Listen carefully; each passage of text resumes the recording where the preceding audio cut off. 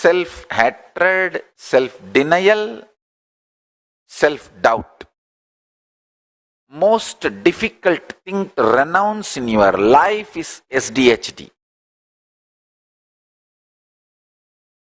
Renounce that. Dhira, courage is moving the SDHD out and having the vision for your future. I am very clear. By the end of this year, means my 43rd year, when I am entering into 44th Jayanti, 44th Avatara Dina, I am very clear. Sri Kailasa will have embassy in at least 44 countries. That's all. And I will manifest it. And I will not bother about what I have not manifested in the past and planned. If I have planned and not manifested, I will see why I have not manifested and I will eliminate those reasons with intelligence and go on planning, manifesting. Understand, when you plant your conscious will for your future, either that seed becomes tree. If that seed doesn't sprout, it will become manure. Listen. If that seed doesn't sprout, it will become manure. The seeds which doesn't sprout at least becomes manure and enriches the ground. So, if I put 1,000 seeds, 900 may sprout and grow as tree. The other 100 is not going to be wasted. It will become manure. It will enrich the earth. It will raise the quality of the farming land.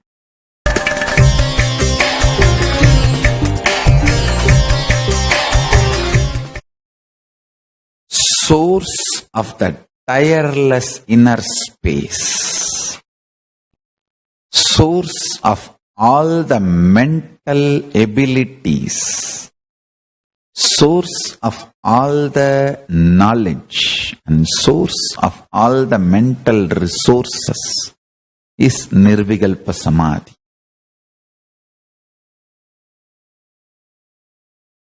Even when you are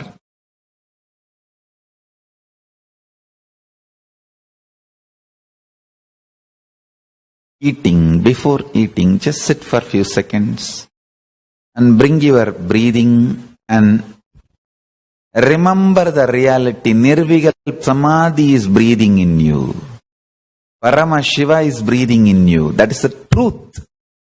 There is nothing to imagine and visualize and realize. Reality does not need to be realized. It is the truth. Highest possibilities, mental resources, conscious resources manifest from Nirvikalpa Samadhi, unclutched space. Turiyavana Sampannam. Time you spend on unclutching is the only time useful in your life. Every minute you spend in unclutching, your life will be rewarded with years. Understand? Unclutching or even effort to unclutch is like a rebooting. Means you are alive and upgraded. Kailasa releases the upgrading software every day. My everyday satsang is upgrade alert. You can choose do now, or you can say remind me later. That is alive satsang. Or not now. It is up to you. I am just Every day satsang is update alert.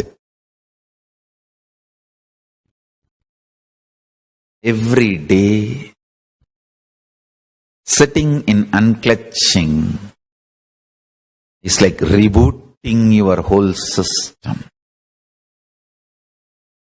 upgrading yourself, not just software, hardware, everything.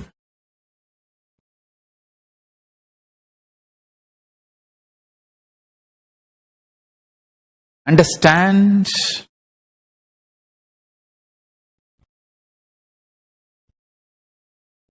not just software, hardware, everything.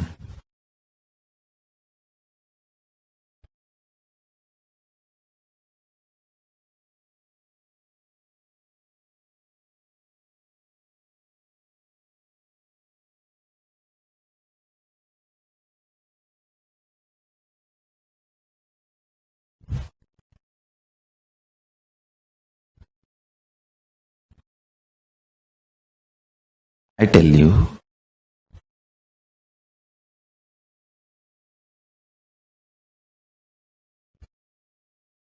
conscious resources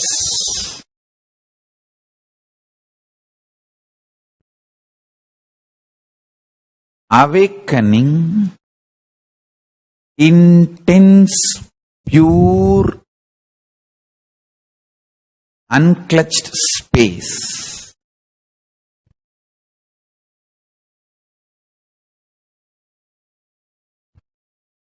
Listen to these two words. Conscious resources, awakening, pure, unclutched space.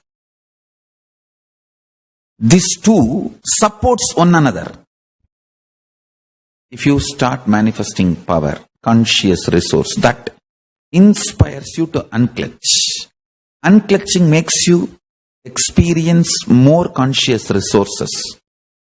More conscious resources makes you more unclutched. Like a Nirahara Samyama is one of the conscious resource. Ability to deal when your stomach is throwing tantrum. I need food, I need pizza, I need burger. Ability to handle your stomach when it throws tantrum is a conscious resource. And that inspires you to unclutch. And unclutching makes you manifest more conscious resources and makes you manifest powers. When you manifest power, you know the Kundalini Shakti oozing out from inner space and does wonderful, miraculous things around you. I was reading about my Paramaguru, 291st Guru Maha Sannidhanam. He has written a beautiful book on connecting with Kailasa space and the beings who are in Kailasa after leaving the body. Videha Muktas, connecting with them and receiving their help to reach Kailasa. He is master in this field. He is adept in this field.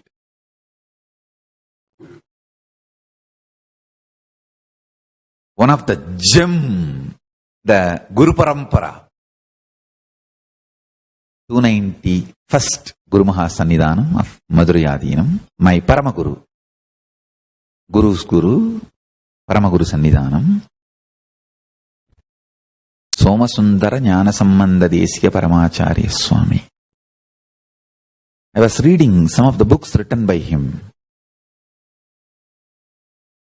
Not only the knowledge, the experience and strength.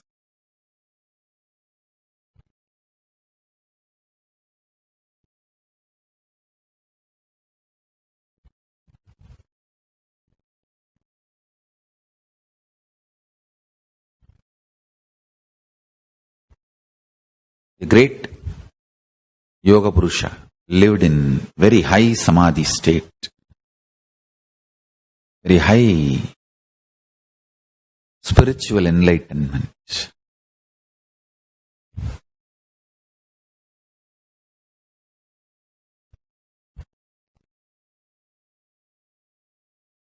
I tell you, once you start unclutching consciously, all those beings from Kailasa automatically reach out to you and manifest through you, support you, inspire you, educate you, awaken you.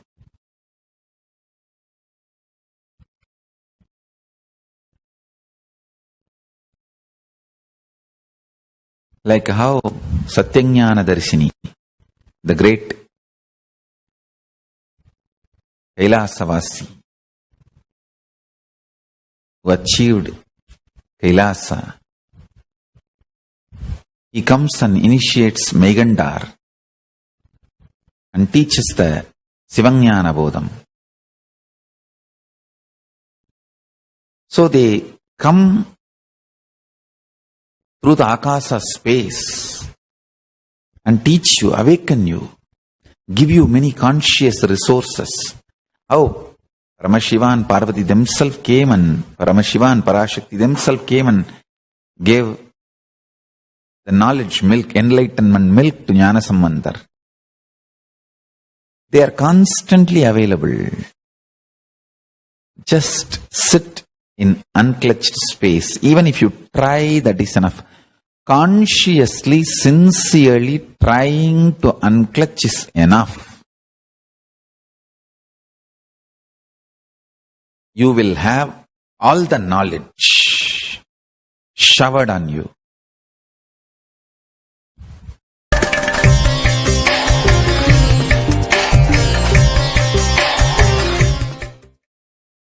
It is time now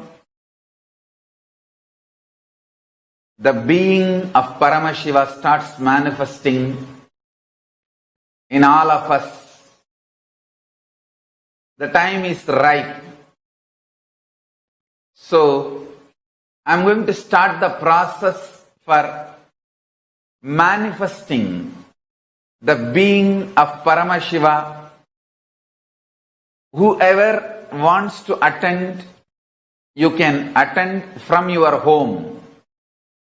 It will be conducted in two-way video conferencing. It will be whole day program. Indian Standard Time will be followed. It will be a very powerful processes, intense processes. Akasha Bhairava is the God. Akasha Bhairava is the God who makes all our beings ready for Paramashiva to manifest.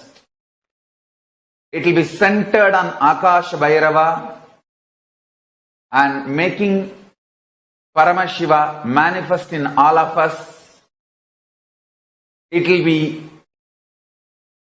million times more powerful than Paramashivoham or any program I conducted till now. Listen. Till now, I manifested, revealed the signs of state of Paramashiva, space of Paramashiva, powers of Paramashiva. Now, direct process, program, directly from Paramashiva,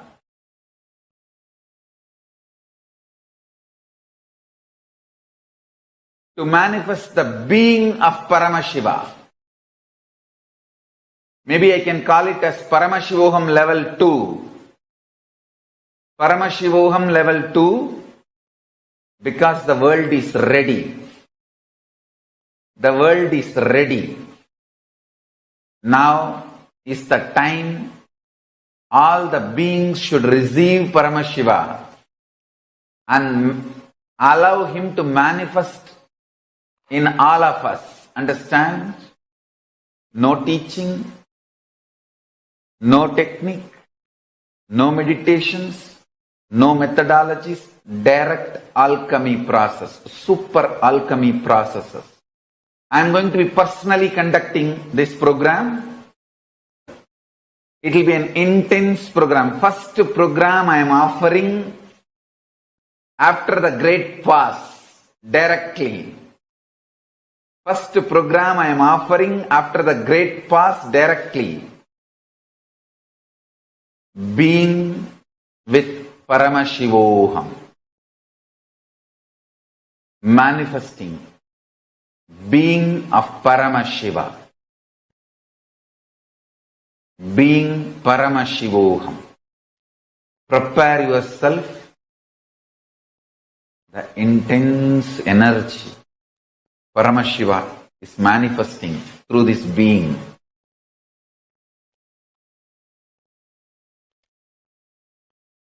Will be transmitted to everyone.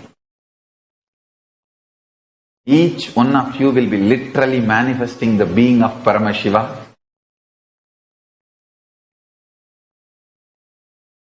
If 10,000 of us can sit together and manifest the being of Paramashiva, not only we will heal the coronavirus in the whole world, we will give a super conscious breakthrough to the world. We will give a super conscious breakthrough to the world. The first program directly I am conducting after the great fast. Paramashivoham level 2. Paramashivoham level 2. Being with Paramashivoham.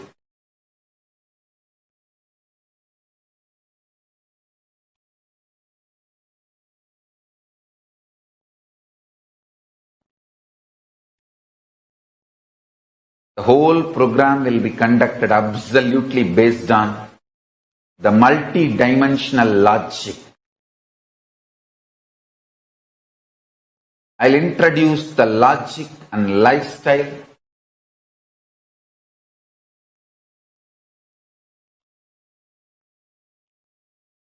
Way of existence of Kailasa to all of us. Whatever I was talking after the great fast,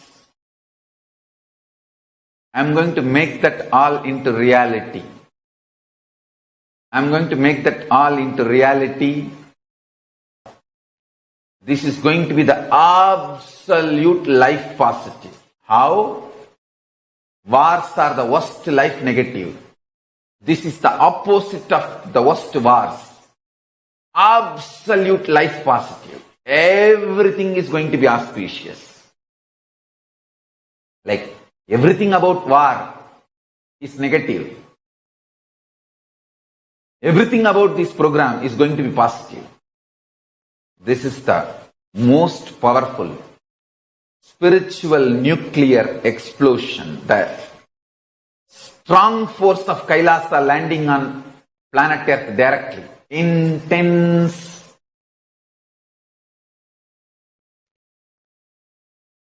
space of Paramashiva manifesting. What will be the result of the program? One thing I can be sure, you will not exist end of the program. I can guarantee that. Only Paramashiva will be there. So how will you even measure what is the result of the program? The person who is supposed to measure will not even be there end of the program. You will all be manifesting Paramashiva, being of Paramashiva. This will be the most life positive happening on planet Earth. The most powerful life positive happening on planet Earth. I am going to reveal all the sciences of Paramashiva. Whether planting your future, everything which I was giving trailer till now, I am going to reveal the full movie. I am going to release the full movie, the full being of Paramashivoham. Understand? Intangible but definitive experience and sciences of the cosmos is Vedas and Agamas. And Paramashiva is now going to manifest his very being in all of us. Hinduism is all about contributing. Either you read Vedas, or you read Agamas, or you read Tantra, or you read Puranas. It is all about contribution. That is why even in the war, so much of restriction and so much of righteousness even in the war.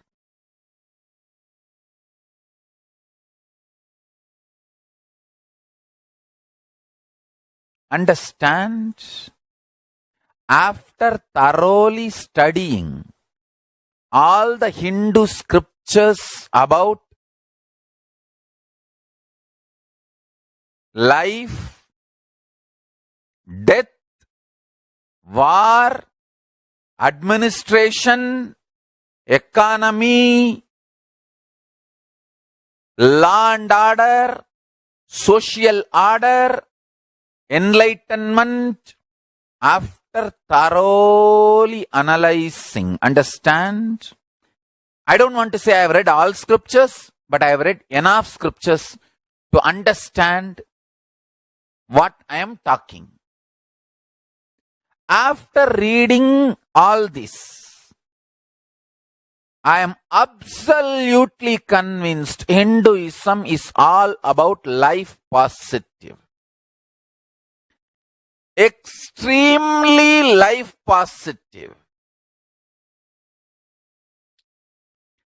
Whether it is a simple acts you are expected to do, making rangoli with the rice powder outside your house, in front of your house, or applying marudani in your fingers, mehendi, or applying the turmeric powder for your face and kumkum early morning. Everything is all about life positivity. Life positive, life positive, life positive, life positive. Go on contributing, contributing, contributing.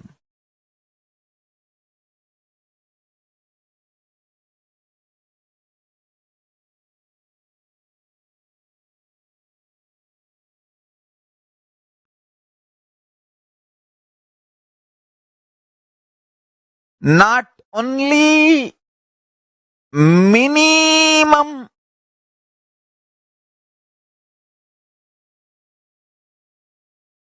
bare minimum,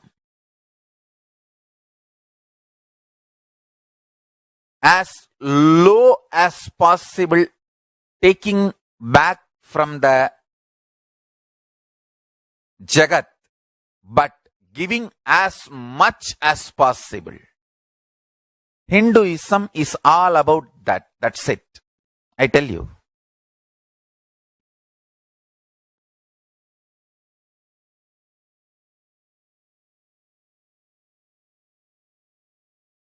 Why do you think Hindus are the richest ethnic community, not only in United States of America and Canada, Europe and Australia, almost all major countries all over the world? Hindus are the richest ethnic community. I tell you, because from the young age, the religion imbibes this contributing pattern. There will be always exemption that is different, but as a rule, anyone living Hindu, practicing Hindu, if he brings up a child in a practicing Hindu way, it'll all about contributing. I tell you, I am so happy. I had amazing examples of contributors in my life whom I can see and grow, and who taught me contributing makes Parameshwara manifest through you. I tell you.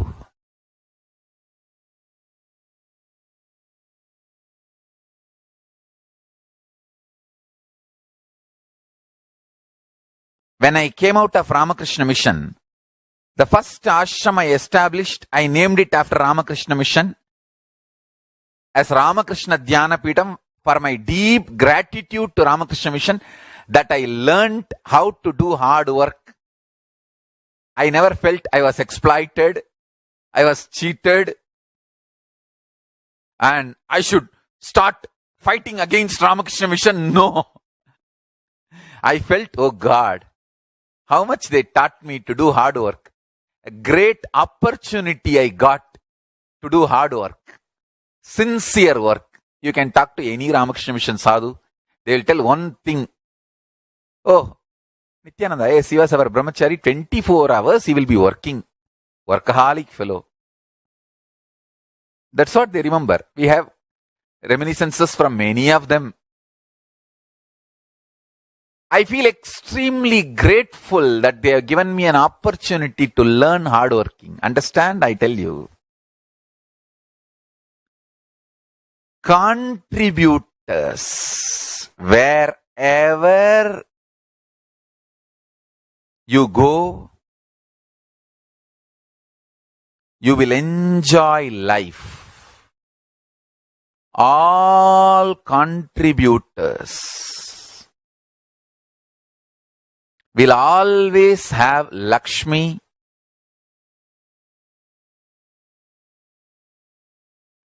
whether in the field of health, wealth, life, society, relationships, career, law and order, administration, economy, education, health, medical care, in every field. Hinduism is all about contribution. The Hindu medical researchers, the great Siddhas, they always do research and development to make the medicines, to discover the medicines which are easily available around your home.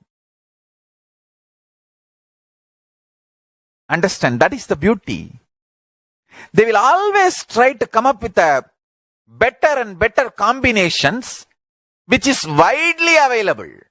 Means making medical care freely available. The whole thought current, again and again I bow down to Siddhas who made health care free in India.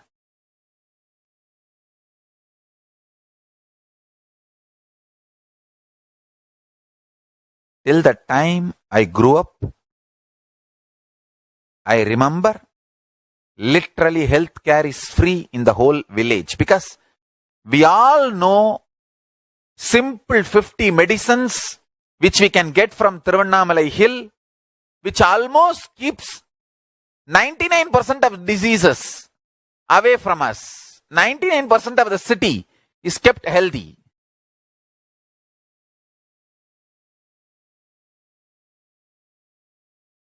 And 99% of the city lives long. I have seen dying before 100 is exemption.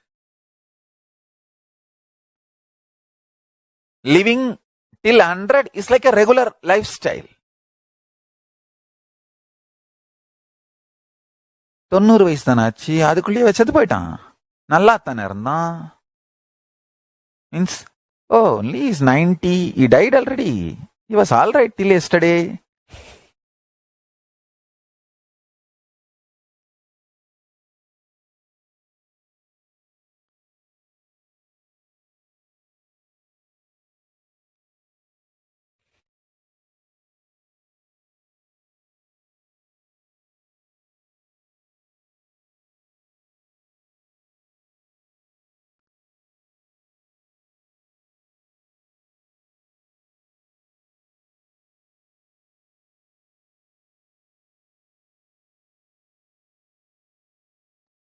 fundamental principle of contribution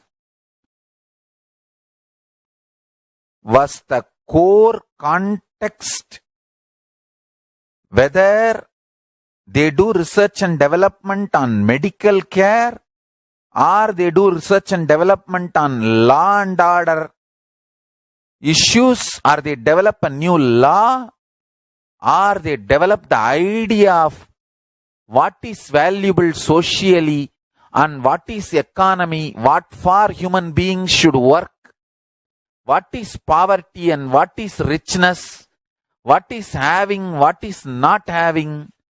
Even these definitions are framed based on the core principle of contributing.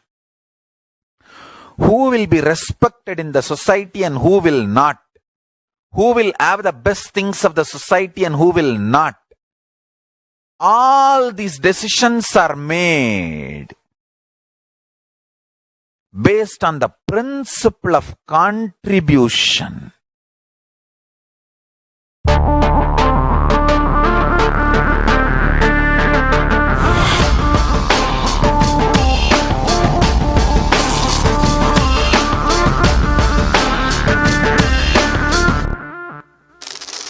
The brain is the organ which controls our whole physical being. Once our brain has been imbalanced, it will then transmit that imbalance throughout the whole body. Thought forms are pure energy that have the ability to influence people and everyday events in life. According to science, our brains generate an electromagnetic field which may be measured by such instruments as an encephalograph. This electromagnetic field is generated by the brain every time we think, and as our mind is never still, we may be compared to perpetual power generators. Fear produces nervous disorders. Anger produces headaches and violence. Confused thoughts produce congestion and ill health. Depression causes cancer, tumors, mental diseases, and lowering of the immune system, causing death through own willpower. Our thoughts generate intricate energy patterns which can be detected by sensitive equipment and seen by clairvoyant individuals. These energy patterns are known as thought forms. Surprisingly, thought forms are shaped by the thoughts themselves. Each of us creates hundreds of thought forms every hour and release them into the environment. Although we cannot see them, the thought forms have as real an existence as any other form of energy. Most people can sense others' thought forms, and a continuous energetic exchange happens between people about which we are usually unaware. This also explains why we sometimes take a sudden liking or dislike to a certain person directly on meeting them. We just catch their vibes. Unclutching is a guide for equanimity and enlightenment. Thoughts are like bubbles in a fish tank. Just as bubbles in a fish tank rise from the bottom, our thoughts also rise in the same manner. When one bubble comes and reaches the surface of the water, the next bubble starts and the third bubble starts. Because the bubbles are rising at high speed, they look like a continuous stream. But our mind is not a continuous stream. There is always a gap between two thoughts. Like the bubbles, we also experience a neutral space between two thoughts. This neutral space between two thoughts is our original state, the pure silence. It is a state of pure consciousness, the state of God. Since the gap or the neutral space between two thoughts is too small, we think all thoughts are connected and form a shaft. But there is always a gap between two thoughts. In the forest of northern India, the hunters trap the birds using a trap. They tie a rope between two trees. The rope is a shaft that we create by connecting two thoughts. In the middle of the rope, they secure a wooden stick. The stick is our mind. The rope is tied at the midpoint of the stick. When a bird comes and sits on the stick, The bird's own weight turns the whole stick upside down. It turns topsy-turvy. The moment it turns upside down and loses its sense of balance, it feels totally shaken and tightens its grip on the stick. It simply holds onto the stick as if its life depends on it. Similarly, we connect thoughts and form a shaft out of it and live in the fear that if we drop our mind, we might be lost. We might lose our identity. Because it is hanging upside down, it thinks, if I unclutch from this stick, I will fall and die. Is similar to the fear that if we start trusting that we are unconnected, unclutched, independent and illogical thoughts, we might be lost. If the bird lets go and relaxes, it may flutter to balance for a moment or two. When it leaves the stick, maybe for a few seconds it will fall, but then it will adjust itself and start flying. In the same way, we hold on to whatever we think is our identity and security, our education, our mind, our life, our relationships or our bank balance. Ultimately comes to remove the stick that is our identity. Just like the bird, we don't realize that if we drop our mind, at that moment we can become a Paramahamsa. That very moment we can be liberated.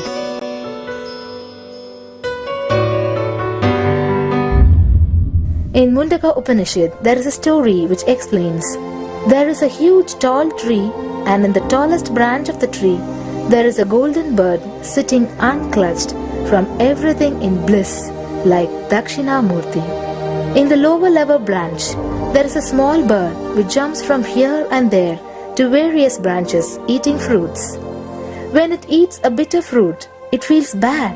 Whenever she eats the bitter fruit, she sees the bird which is looking above silently like Dakshinamurti and feels why I should not be like that bird. But unfortunately, when the same bird, when it eats tasty fruit, it forgets the bird sitting above it. In the same way, she keeps battling between branches, eating bitter and tasty fruits again and again. One day, as a small bird flies up higher, and as it reaches near the golden bird, it realized that he and she are the same. There is no difference between them both and realizes her original state. The small bird realizes that she also can be in the same state of the golden bird and become a Paramahamsa. This moment, trust yourself. Don't bother about losing your identity. Just trust yourself and let go of your identity. You will immediately become a Paramahamsa and be liberated. All you need to do is to trust that you're unclutched. Dropping the conclusions you can't be transformed is unclutching. What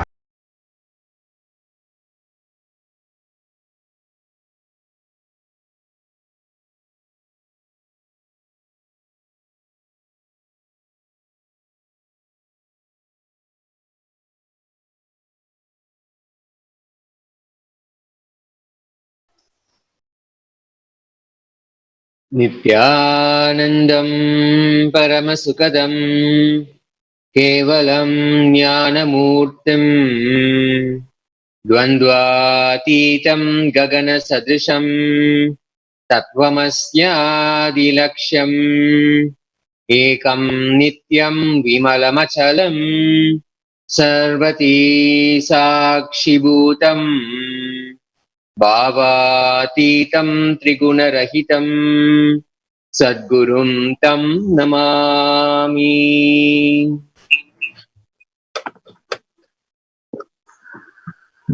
Nithyananda, with the grace and unending compassion of the Supreme Pontiff of Hinduism, His Divine Holiness Bhagavan Nithyananda Paramashivam, we welcome you all with our love and respect. We welcome all the devotees, disciples, Kailasa Vasis, Gurukul Balasans, Nithyananda University students, viewers, visitors, watching us live on Kailasa TV and Kailasa's Nithyananda TV to yet another extraordinary session of Nithya Satsang. If this is the first time that you're watching us, you're joining us on Kailasa's Nithyananda TV, a very special and warm welcome to you. to the official TV programming of Sri Kailasa, the greatest and only nation in the world. Sri Kailasa is a Hindu nation revived by His Divine Holiness, Bhagavan Nithyananda Paramashivam. Sri Kailasa is dedicated to the preservation, restoration, and revival of an enlightened culture and civilization based on authentic Hinduism. The vision of Sri Kailasa is enlightened living for all humanity, which is rooted in the fundamental principle of Advaita or oneness. The idea that all beings can live in peace and harmony, and that all human beings are equal and divine and can reach their highest potential irrespective of their color, nationality, religion, gender, sexual orientation, caste, creed, or race. This is the premise of the foundation of Sri Kailasa, the principle of oneness, openness, enlightened living for all. This is an inherent strength of Sri Kailasa. There are some abusers and cult members who have mistaken this to be a vulnerability and have tried to exploit it. Over the last few days, we have been following the story of Luke Vieira.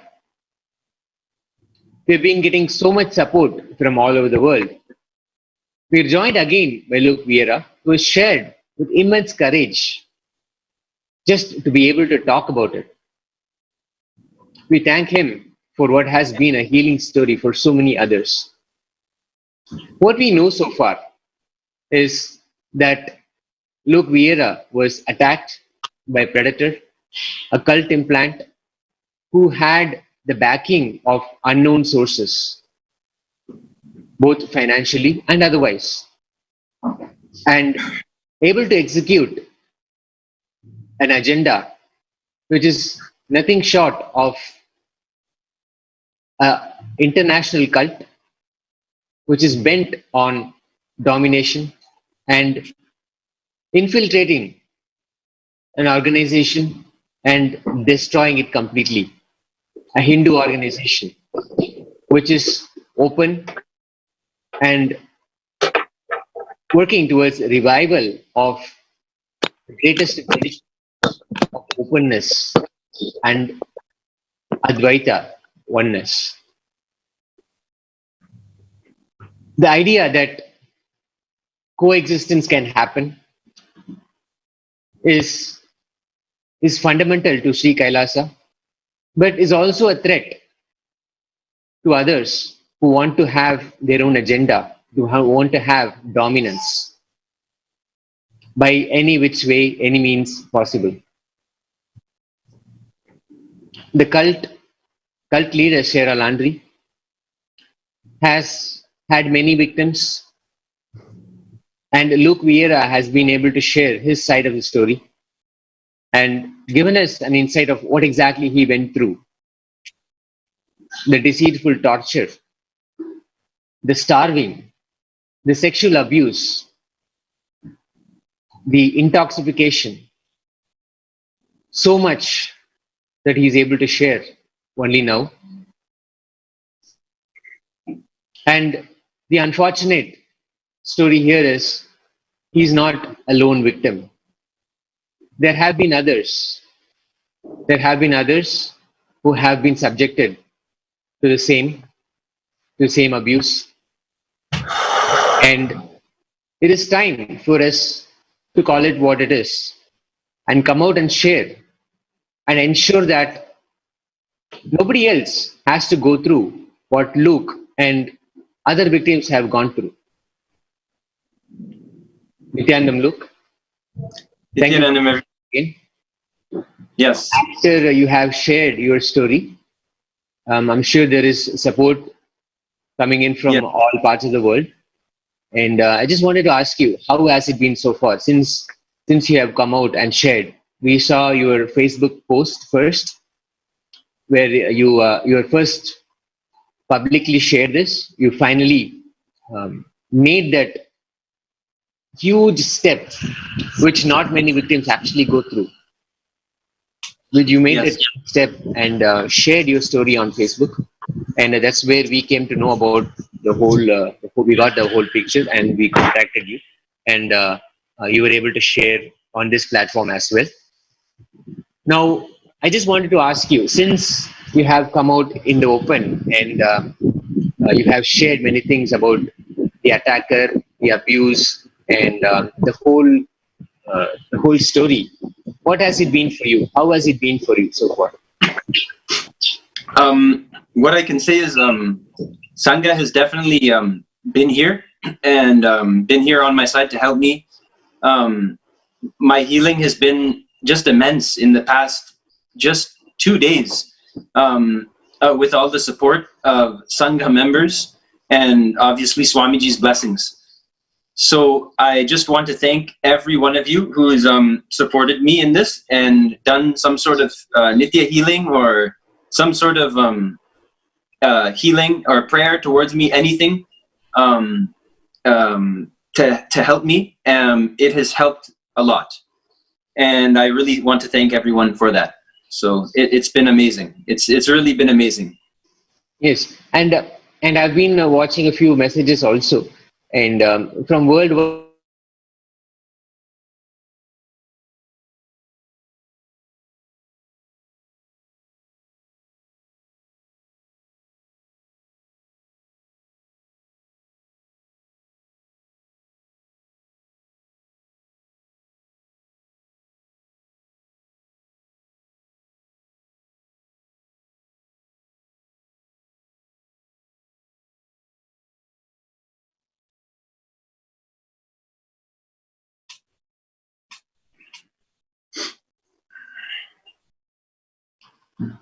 Sorry about that technical glitch.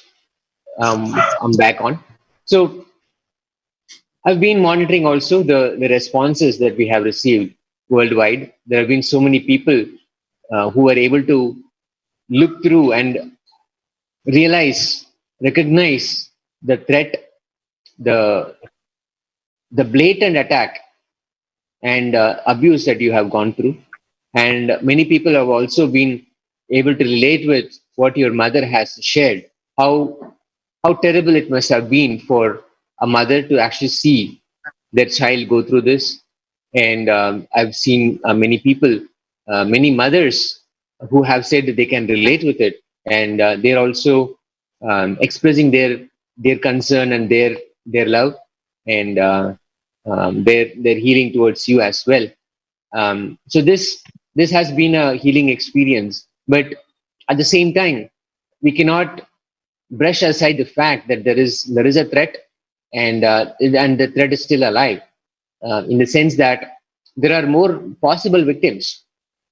There are more people who are still vulnerable, and as we discussed, there are other victims who have already come out and shared, and when they did, they actually did not even get the right response.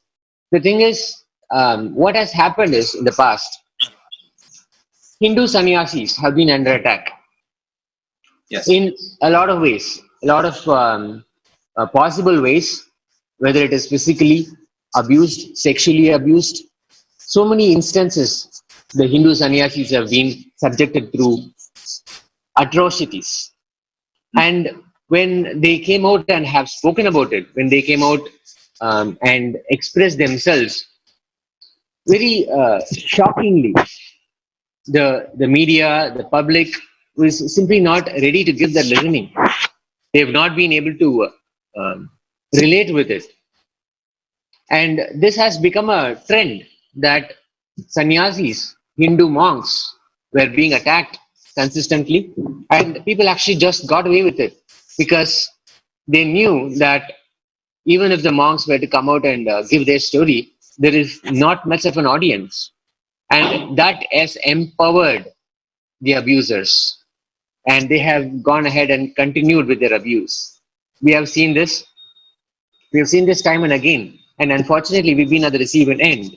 And myself included, I was actually at one of the locations here in India there was a mob attack. And when I came out and expressed it, there was not much of an audience. People simply were not ready to believe it. Even the officials who are supposed to take in the complaint and then do appropriate action, I did not see a lot of traction there. So this has been a trend, and this has happened, and we have seen even other places where, especially minors, because the Hindu sannyasis, the Hindu brahmacharis and brahmacharinis, they have been looked at as a soft target, an easy soft target, and people have exploited, and they continue to exploit. This we have seen in other places also, and unfortunately it has repeated itself, and we have seen it again. The threat is still very much out there, it's very much alive, and there is simply no respite so far for all the attacks that have happened. Joining with us today also is Sri Nithya Sundareshwarananda Maharaj, who has had a very similar experience. And Nithyananda Maharaj, welcome to the show. Yes, thank you, Tejaswami, Nithyananda. And Maharaj, just wanted to ask you, there was a similar experience you had, and you actually already did come out and share it. I just wanted to ask you, what was your experience? And when you came out and shared it, how did that go? How was it received? Yes, first of all, I wanted to actually come out and take this opportunity first, give my support, complete support to Luke, who has gone through whatever he went through, and being a first-hand victim of Sarah Landry, the cult leader, I kind of understand even though I have not gone through what you have gone through, but I'm very sure that even the amount that I went through was just horrendous experience for me. Just even hearing what you've gone through, what you've been sharing over the last 2 days, runs chills down my spine, and I have no idea how you have just even managed, even like being alive whatsoever, however you are right now. It is just unimaginable. Because I want to take this time, as Tejaswami was sharing, there has been an incident that has happened in my life as well, where she has sexually abused me, and I had come out and open about it. I had shared about it. As Tejaswami shared, none of it was even taken into consideration. Not just consideration, but it was even mocked at by people and ridiculed. So that was what had come out. And I just wanted to take this time to share what was actually happening, what had happened, so that I also want to put my foot down very firmly that none of these atrocities that these abusers think that they can do whatever they want. All these people, all these infiltrators, all these anti-Hindu gang, they just come in, they just try to destroy everything and disappear, take whatever they want and destroy everything. So I don't want that to happen anymore, and I want to take this time again, because now after Luke, you have come out, and because of your courageous act of even coming out and sharing, we have so many people who are now realizing what has been happening and what has been going over all this while. And people have actually coming to the understandings of it. Many people who never even believed all of that are now coming to the, I can say, senses to even understand what has happened. So anyway, let me go over to what has happened. And I think this was about maybe around 2016, and I think I was about 18 years old at that time. And yes, so for some of you, I've been in the Nithyananda Gurukul. I can just give a brief introduction about myself. So I've been in the Nithyananda Gurukul over the last 10 years, and I'm from Hyderabad, a well-educated family, and one of the toppers even when I was outside, and represented many school competitions and interstate player. And having all that, in spite of all that, my family as a whole were very connected to Swamiji, and they wanted to actually ensure that I don't become one other normal guy and just get destroyed, get deluded in the life. Rather make my life useful about something that is proper, or something that is contributable to the world, rather than just living a mundane life of, yes, you live, you study, you get a job, you get married, and then you have your kids, you have your grandkids, and you pass off, which has no meaning in it. So my parents at that time itself decided that I have to go over to a spiritual school. And even right from before even I came to the Nithyananda Gurukul, so even like the first 10 years of my life, even at that time, I was in a spiritually oriented school only. And the moment Swamiji had happened in our life, so that was like the best thing that had happened. And at that point in time, I was too young to even understand who Swamiji was. So I was more into the normal life out there, and because I was successful in everything. Of course, I had my downfalls as to I used to get short-tempered just at the age of 9. And I had got 2 transfer certificate warnings, TC warnings, to get sent out of the school because of my anger. And it was just at the age of 9. I had broken one of my friend's hands, and things got very worse. But irrespective of all of this, I had a good name, I had good fame because of my skill sets and all of that. And at one point in time, when my parents actually told that they wanted to come over to the ashram together in Bangalore, I was in Hyderabad at that time, when they told that they wanted to come to the ashram in Bididi, Adi Kailasa Sarvanya Peetam in Bididi. And they told, okay, we have registered for a program. It was a 21-day inner awakening program at that time. So they told that, yes, I'm going to go over, and you also have to come. So my initial response was, no way, I'm not coming anywhere. But of course, I had no other option that was left, because it was only me. I'm like 9 years old, and then they are like, okay, you want you to stay alone in the house? Me and mother are going. I'm like, what is this?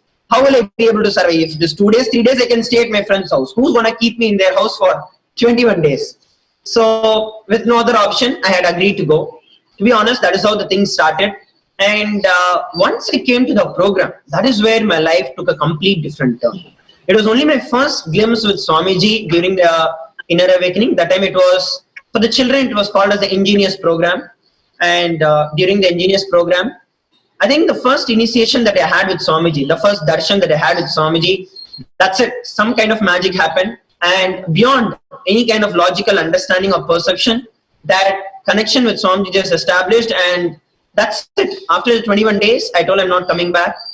And then on, I just joined Gurukul. I just stayed there. At least my parents were like, no, you at least come, at least tell farewell to your teachers, friends, family members, and all of that. At least come to pick up your clothes and all that. I don't know, I'm not interested. This is what I want, I'm staying back. So that is how my life's journey actually started. It was on such a positive note, like a complete different person outside to a complete different person here. And all of us will be able to relate. The connection that we have with Swamiji might have started with some logical connection, but the reason why we are with Swamiji can never be put to words, can never be logically understood. It is something that is beyond any kind of verbalization or any kind of, you cannot just put it into words telling that, okay, this is the reason I am with Swamiji. No, there is, even though there might be n number of such reasons, even if they do not exist, there is always that strong force that you feel with Swamiji. You literally feel that my life is with him. So that is how I started my life. And it was so powerful. And with that positive note, and then there are so many incidents where Swamiji himself personally chose me. And in the Nithyananda Gurukul, of course, Nithyananda Gurukul is the best environment for any kind of kid. If someone says that, oh, I had a golden childhood in the past, even the golden childhood word makes no meaning if they even look at what the lifestyle we went through or what lifestyle we are having in the Nithyananda Gurukul. Because it's literally, you live on the lap of Swamiji. I don't know the n number of hugs that I've had with Swamiji, the number of times that I've walked along with Swamiji, and the times that he has fed me personally. And it's just unfathomable as to the amount of love, the care, even, I don't even want to use these big words. I can say the simple attachment that not only we had, but he had towards us. So it is such a sweet space that he had shared. To the world, we saw him as a great being. But to us, he was every one of our own fathers, and he was everything for us. So that was the life and space that Swamiji had given us, and yes, so that was how it was going. And in the Nithyananda Gurukul, of course, Swamiji supported me, and I came out as one of the Balasans in the Nithyananda Gurukul. I decided to take up the lifestyle of Brahmacharya and live this lifestyle of sannyas, because I was very clear. One day Swamiji had called me and he had asked, what do you want to do? Idol, I'm going to become like you. I want to be with you. Then he actually started training me into this lifestyle of sannyas, and he even gave me the name Sundareshwarananda, which was a complete new life for me. And the whole life was so clear that I am going to be with him no matter what.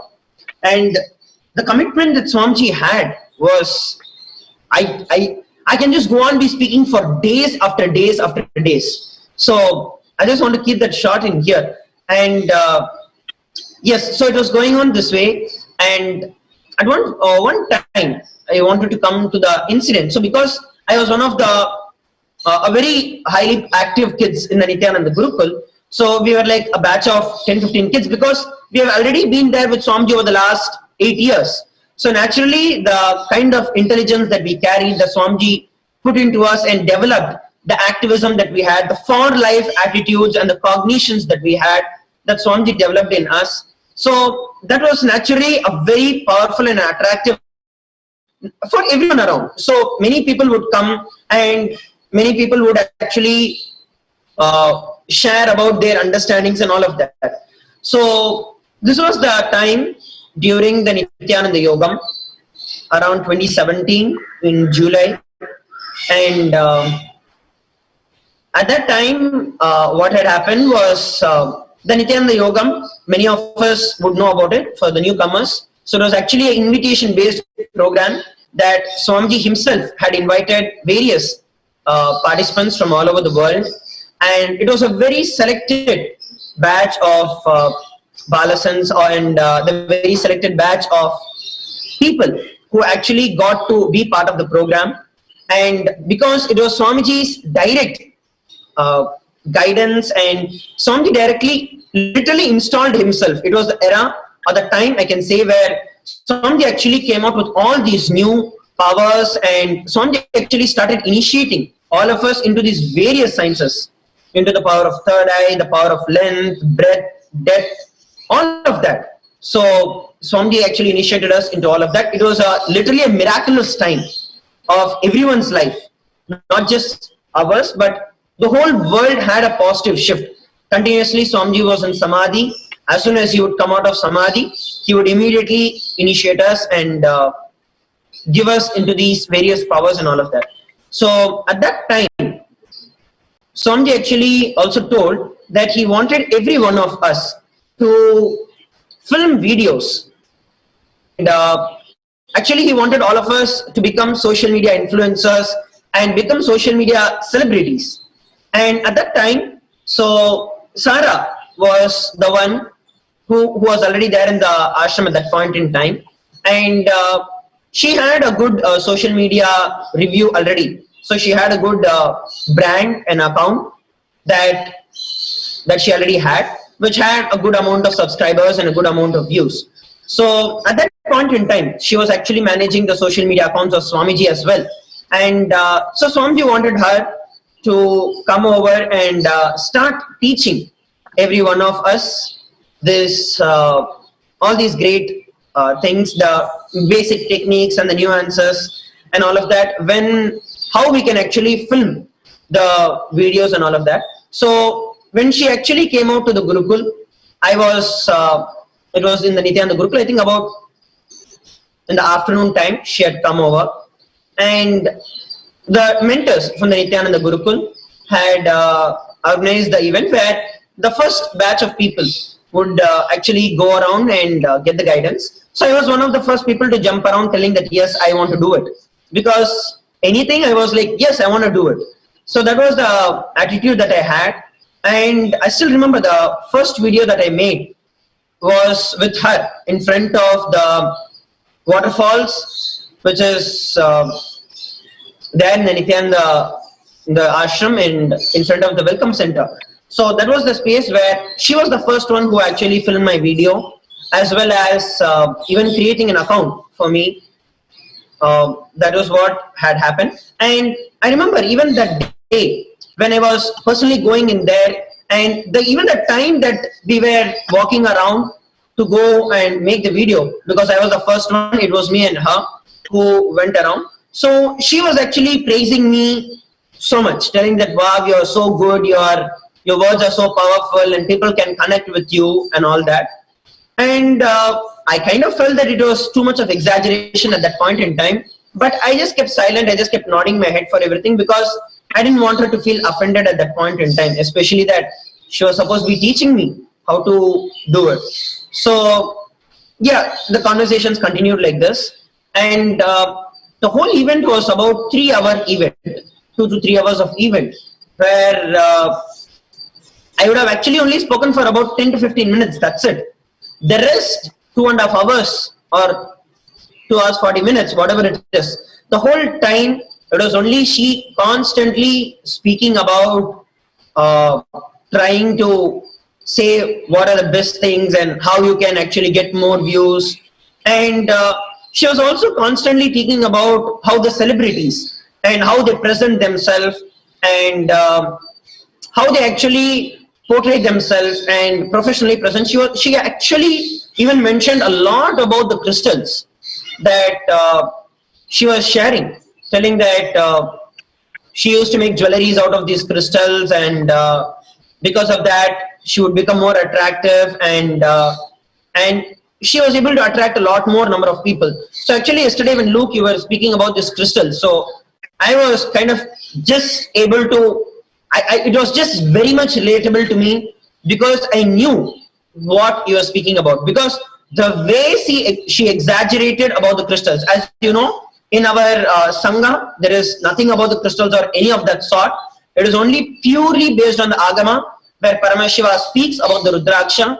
And as we know, we have the largest collection of Rudraksha on the planet Earth. So the whole life that Swamiji is there is completely reviving the pure, authentic Vedic tradition. But anyway, that was our first conversation with actually filming a video. And so I just nodded my head and I just get going. I just was like, okay, and it just went on. So then we started filming the video. I think I had taken about 2-3 different tries, because it was my first video and I was kind of little nervous about filming a video. The video is still up in my YouTube channel, and it is still there right now. And at that point in time, the moment we finished filming the video, so she was kind of very happy. And because it was 2-3 different tries, and then the last time without breaking, I actually spoke entirely for about those 10 minutes. And she became so excited at that point in time. She literally just advanced towards me, literally to come and hug me, and kind of felt very awkward about at that point in time. I just stepped back. I just took few steps back, not sure what she was trying to do.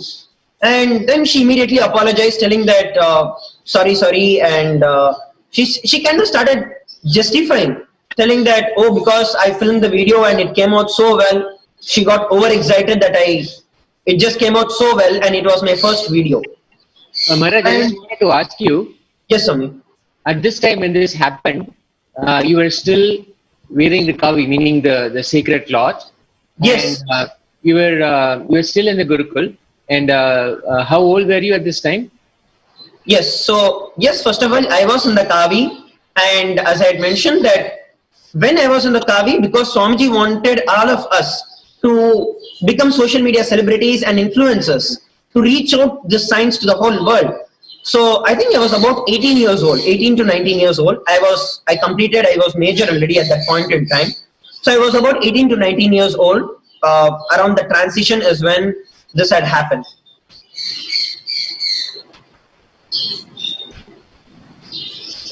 Yes, Manoj, please go ahead. Yes. Yeah. So yes. So as I was telling that, I was in the Nithyananda Gurukul, I was in the Kavi, and she came, and actually at that point I was too innocent to say that any of this kind of atrociousness or any of this kind of pre-planned demonic attack. I was one, too innocent, second, too ignorant about whether these kind of things could even exist. See, because in the Gurukul, we are brought up in such a pure and a closed environment that literally those first years when we are preparing, when we are growing up, it's more like we are just completely fenced. Beautifully, Swamiji takes care, and he does not allow any kind of negativity to even get into our eyes or ears. That was the kind of protection that we had. So I had no clue. Forget about this kind of in-depth planning and all of that. We had even the movies that we saw was all about Mahabharata, Ramayana and all of these. So nowhere we were even exposed to this kind of strategies or any of these things. So when she came out at that point in time, I was like, what is she trying to do? And I thought maybe it's some Western culture, because I knew she was a Westerner, and maybe it was a Western culture to sometimes come and hug, because that was something that I heard of even before I had come to Gurukul. So somehow I didn't feel comfortable about it, and I just stepped back, after which she started justifying and all that. And I just thought that, okay, maybe she got very excited. Honestly, that was the reason. And then we just left it. I returned back to the Nithyananda Gurukul.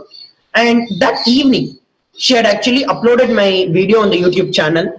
She had created my YouTube video channel itself. She had uploaded my entire video. I think she did some edits in that. And she uploaded. And within like about 2 days, it had over 10K views. And I was very happy, because I had not expected something that much, that without any kind of paid promotions or nothing. It was just an organic growth. And within 2 days, I had 10K views on that video, which I was so happy about. And I wanted to work more and more with her, because I was on track with Swamiji, because I was very happy that whatever Swamiji is telling me, I'm able to make it as a reality. So that is how the thing started, and I was very excited about it. And the moment my video actually came up and it became successful, and Swamiji was also very happy about it, and the entire Nithyananda Gurukul, the mentors, the teachers, everyone was so happy. And we also had the other Balasans starting to join in to film the video. So it was like the base was set. We knew how to do it. So almost every other day, we would go out to film with her in different roles. We would come, sometimes the boys, sometimes the girls, and she would take us and she would film us, telling that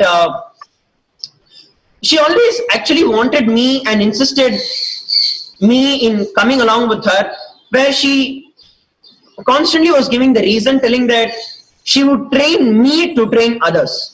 So that was the reason that she had given to me, as well as the mentors and the teachers, everyone, telling that because I have a potential to see what not in me, and she wanted to always take me along with her, irrespective of who was filming the video, so that she would train me and I can train others. So for about little 3 months, I would regularly go along with her for filming the videos, and she would always choose remote locations and locations that are not crowded and not where people are there. And she always had a logical reason, or at least at that point in time, I was too logically convinced about the reason that she was giving. Because especially the places where there is no noise or all of that, the video quality was quite good.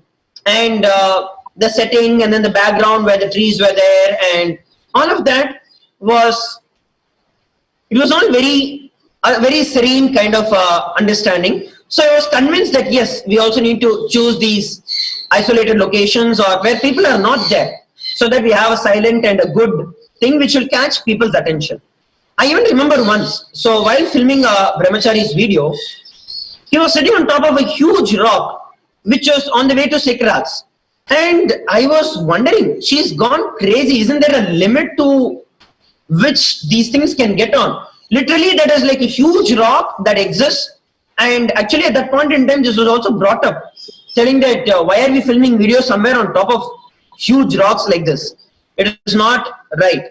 So Anyway, at that point in time, I didn't give much importance to any of this. We would generally film more and more videos in the Laughing Temple, in the Manas Rover.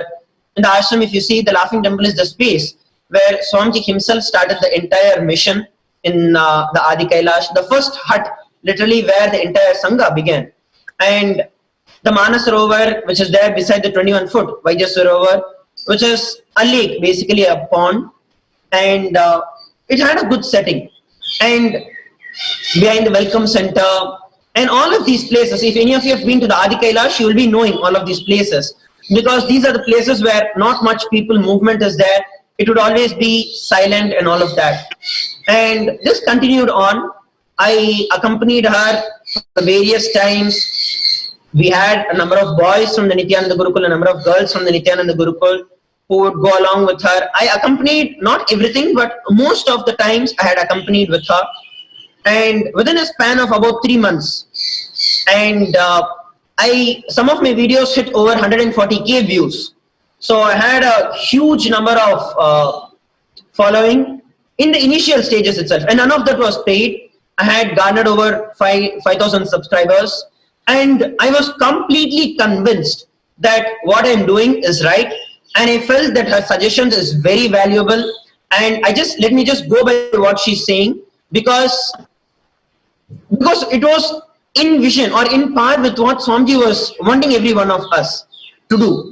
I felt that yes, I'm able to do what Swamiji wants. So I kind of wanted to spend more and more time with her so I can learn and get more suggestions on how to present, how to speak, what kind of descriptions, what kind of hashtags to use, and how do I reach out to people, what kind of questions to answer, how to engage with the participants, and all of those things. I felt that, okay, I can learn much more from her if I spend more time with her. So this was what things went on. And yeah, previously I told that it was around the July of 2017, but I think this was not in the July of 2017, but back in 2016 itself, around the 18 years old, all this kind of thing that had happened. And on January 2017, so that was when she had actually messaged me, to be precise. I think it's on January 12th, 2017. On that day, around the noon, she had actually messaged me, putting a private message to me over the Facebook, to delete some of the abusive comments that were on my YouTube. And where I had actually uploaded a video on materializing Vibhuti. So it was one of the initiations Swamiji had given. And as soon as I was successfully manifesting this power, I filmed a video about me manifesting this power. And as usual, there is one group of people who are always there trying to distract this middle class mental set of people who can never understand these great sciences and these great possibilities that exist. So they go on abusing and all of that. So at that day, there were some of these abusive comments that were there, and she asked me to delete those. So it was on the same day, I even remember, one other Balasant along with me, Mr. Nithya Tatwananda Maharaj. So he had actually gone along with her. So actually it was a group of us, Tatwa Maharaj, Mangala Maharaj, and a few other boys at that point in time who were there in the Gurukul. So we all went along with Sarah around 3 p.m. to the Manas Rover for filming the video. And, yes, so this is actually the part where things kind of got intimidating, and till here, it was, I can say that I was completely under her clutches. I can say that I had absolutely no idea at all that I was being lured into something, or she had some other agenda, some other motive. I had nothing. To be honest, I had that simple, a very innocent space that why will people want to hurt someone? Especially she's been with Swamiji in the Sangha, and at this point I was thoroughly convinced, and I was very clear that she's only supporting me, and whatever she tells me, it's for my good. I was very clear and very convinced about that. And I even saw that in results. See, it was not like a blind faith that I had on her, but I was convinced with the results that I had, because I saw the results. I saw the growth. I saw how people responded back. So I didn't have any doubt at all. By this time, I was very completely convinced that, yeah, whatever she did is right, whatever she's doing is right, and however she's going to be guiding me is right. So it was that day when the three of us and a few others also had actually gone over to the Manasarovar for filming the video. And at that point in time, so it was around 3 o'clock already. And Luke, you must be aware as to the kind of security that Swamiji always enforced in the Nithyananda Gurukul. Like, even if we would travel within the ashram premises, we would be accompanied by a mentor. Yes. Overruling the fact that I am already a major, over 18, but only because I was still in the Nithyananda Gurukul, we were accompanied by a mentor, and he ensured that the utmost protection was given to every one of us. That at no point that any kind of anything can go on, or any kind of wrongness can happen. Understand, this is within the ashram, within the boundary, within the Gurukul.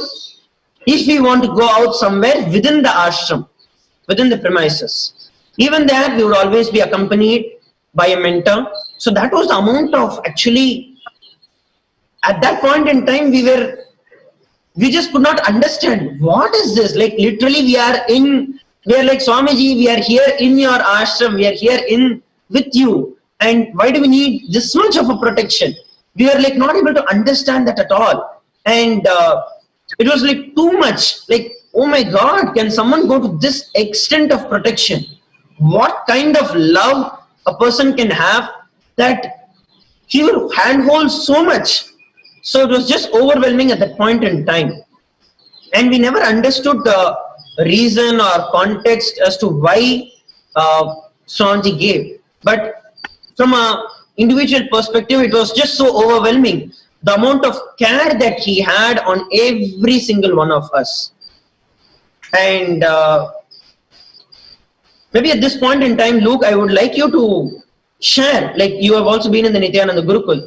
So yes, if you also could share your part of being in the Nithyananda Gurukul and how you felt at this point, like what I'm speaking, how you are able to relate with it and your life experience. So that could actually give the people who are listening a much more wider audience to know that how even you experience as a newcomer, how much of that care was given to you. If you can share, that would be great. Yes. Yes. 100% true. Everywhere we would go, there would always be a Swami with us, protecting us and whatnot. And the amount of security Swamiji gives to Gurukul is very, very high. Very, very cautious that we don't see anything that's not meant, that we don't be around anyone that we're not meant to be around, or that he doesn't want us around. Just exactly what Sundareshwara Maharaj has said. Is 100% correct. The security is very high. Yes. So yeah. So that was the thing, and yeah. So even at that point in time, able to go over with all of these things. So at that time, like how Luke was also sharing. So this was a time that we had, which was very powerful and very protective environment. So at that point in time, we had gone over, and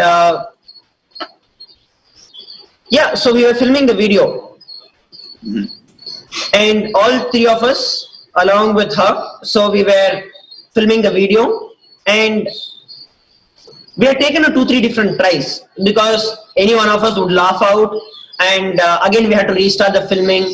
And some of them, suddenly the words would get stuck, the words would not come out, and then again we had to restart.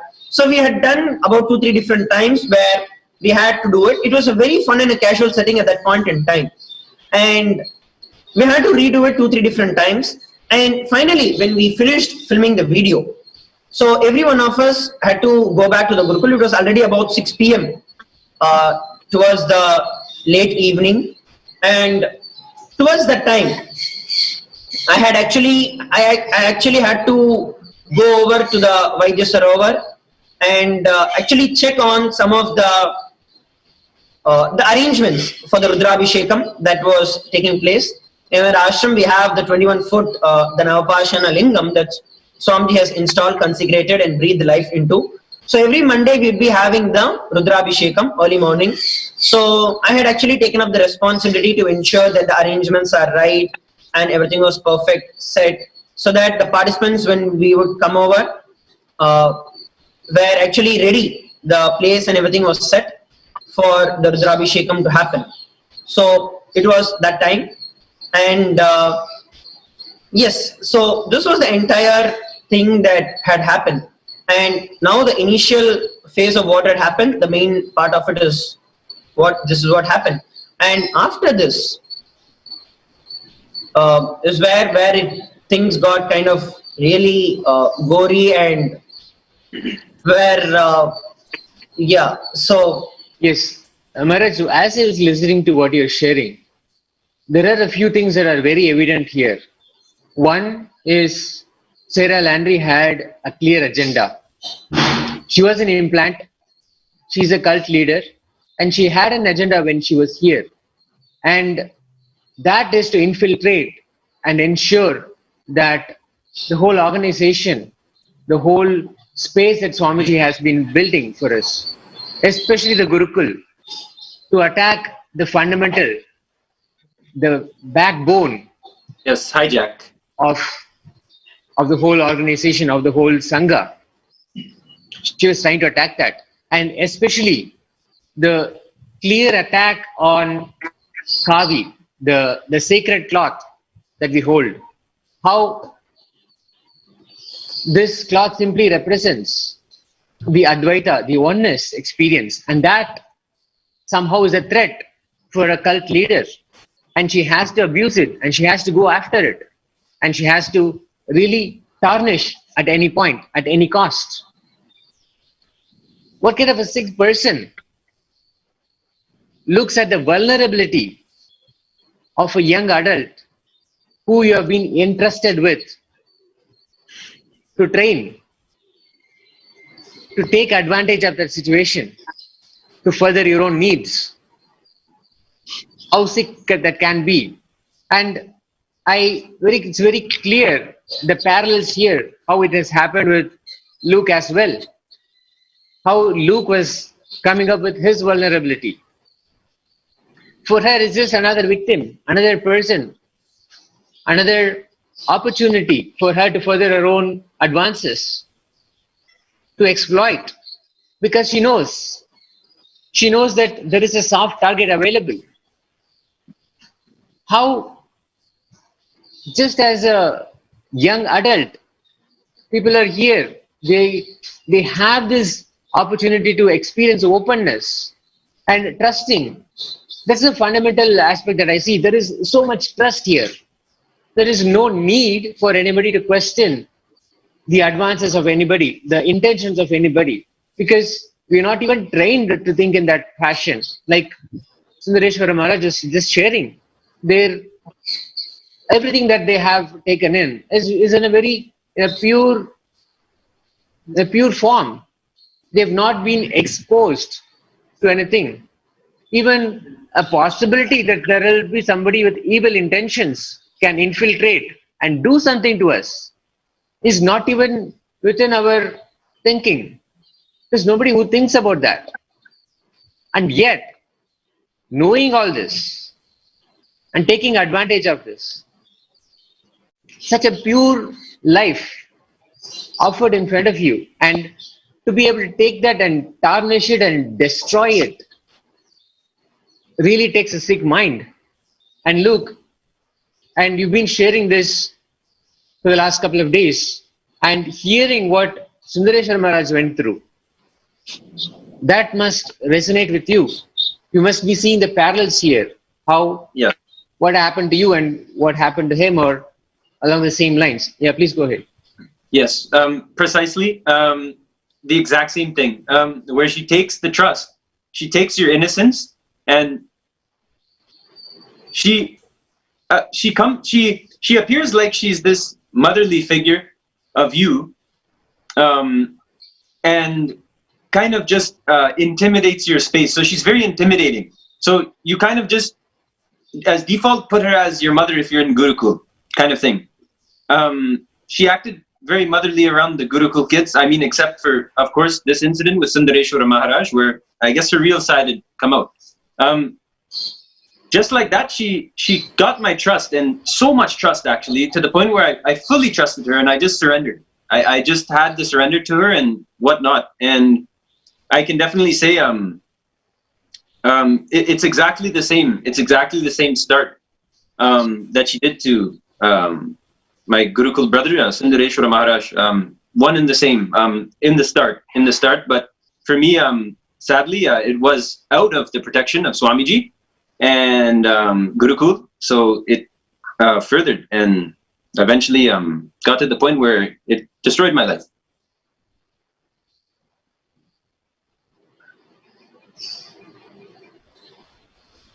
So many innocent lives. And Yeah. when I see, let's say, when anybody sees from the society, somebody who has dedicated their life, who has identified their clear purpose, they have clarity in their life that they want to serve. And at such a young age, they have that clarity and purpose, and they decide, this is the life I want to have. I want to serve all of humanity by taking this lifestyle, by taking sannyashood. I want to maintain a pure lifestyle and help as many people as possible. Somebody with that decision coming up, it's not common. We see what is happening all over the world. It's not a common lifestyle. There are not enough monks, Hindu sannyasis. And we know how Hindu sannyasis have been attacked at multiple fronts. And given all of this, when Swamiji has recreated the whole Gurukul, this Guru-disciple parampara, he has recreated that same ambience. And again, Swamiji has repeatedly said, the ambience that created him, the one that he enjoyed in his hometown, Tiruvannamalai, he wants all humans to have that safe, that very beautiful ambience which allowed the spiritual awakening to happen for himself. And simply he wanted to recreate that again and again, so many people can also enjoy that same space. And seeing that space and seeing the vulnerability in it and exploiting that has to be a sick person. It really has to be a pervert who does that. Yeah. Look, I also wanted to ask you, the last couple of days we've been sharing about this, and you also mentioned that there were previous instances where Sarah has influenced others and they have gone to the point of actually killing themselves. This is very reminiscent of Jim Jones, another cult leader, who led close to 1,000 people to their own suicide death. This is happening one person at a time, but the crime is not any different. It's exactly the same consciously. How a human being, consciousness is being destroyed, annihilated. A human life being destroyed. It's the same. How I was looking at how that whole story has panned out. This cult leader, Jim Jones, had earlier convinced that his following, they should actually all commit suicide at some point. And they all did. At a mass level, they did. Close to 1,000 people died. And here, again, there are so many similarities. This is just happening one person at a time. There have been victims in the past. There have been people who have been pushed to suicide. There have been mysterious death. And now I hear Luke also mentioned yesterday that he actually almost drove himself to that point. Go ahead, Luke. I think you want to say something. Yes, that is true. As I shared in the first two videos, the first two appearances on Nithyananda TV, this is true. It got to the point where, as I have already told, where everything she made me do, everything, my entire life was built around her. So whenever I would come back to a feeling of myself, and I'm still getting what I feel is me back. What I feel is what people call as Luke back. And so whenever I would come back into myself, Luke, being Luke, out of her mind control and out of her game, I would then just feel so low in my life, and to the point where I said, oh my God, there's nothing left. I'm totally a slave, and let me just pass away. And this is when the first suicide attempt was. Just awful. My whole life was centered around her, and basically I had to bow down to her in every aspect of my life, in every region. This is also the same as I've been reading now, with her old cult that she had created, and claimed that she was an incarnation of the Divine Mother, who is in eternal bliss, and who is so forth, almost comparing herself to the real avatar, our Guru, Bhagwan Paramahamsa Nithyananda Swamiji, who we call. And I was just appalled at reading this, because she said it was actually a young boy who wrote this, and he said, we bow to our mother, and all of this kind of sick stuff. And obviously she's not enlightened at all. She's probably more of a psychopath than anything. It's just incredible how her whole life, this is a very dangerous person to be alive on the planet Earth, in my opinion. And I'm lucky that I can even smile about thinking about her. Just the amount of absolutely claims and titles taken are very responsible. And her not truly being those titles is just sick and is beyond lying. It's almost the height of delusion. Yes, and this is what I wanted to actually share. Swamiji again and again, repeatedly, he gives us the powerful cognitions. All the cognitions are for life. Mm-hmm. And I cannot even count the number of times Swamiji has said that suicide is never the way to go. Yes. And Yes. in fact, he has talked at length about the effects of somebody who is going through that decision. No matter what, never go to that route is again and again the advice, the spiritual advice that Swamiji has given all of us. And how powerfully empowering us with powerful cognitions so that we never have to even go that route. And that is how Swamiji has brought up the whole space, where have the openness, create an open environment, and infuse powerful cognitions so we can all really live in a very powerful space. So that doesn't even come into the picture. And here we have another person coming in and infiltrating the space, this beautiful space, and infusing her own ideas and influencing somebody, pushing somebody to that point of suicide. I cannot imagine this. I cannot even think how such a thing can even come through. And I just wanted to understand how that happened, only so that this can actually be stopped from happening for further people, for more people. Exactly what drove you to that decision? Like what? It's not a decision it is not a first go-to decision. What made No. you go to that decision?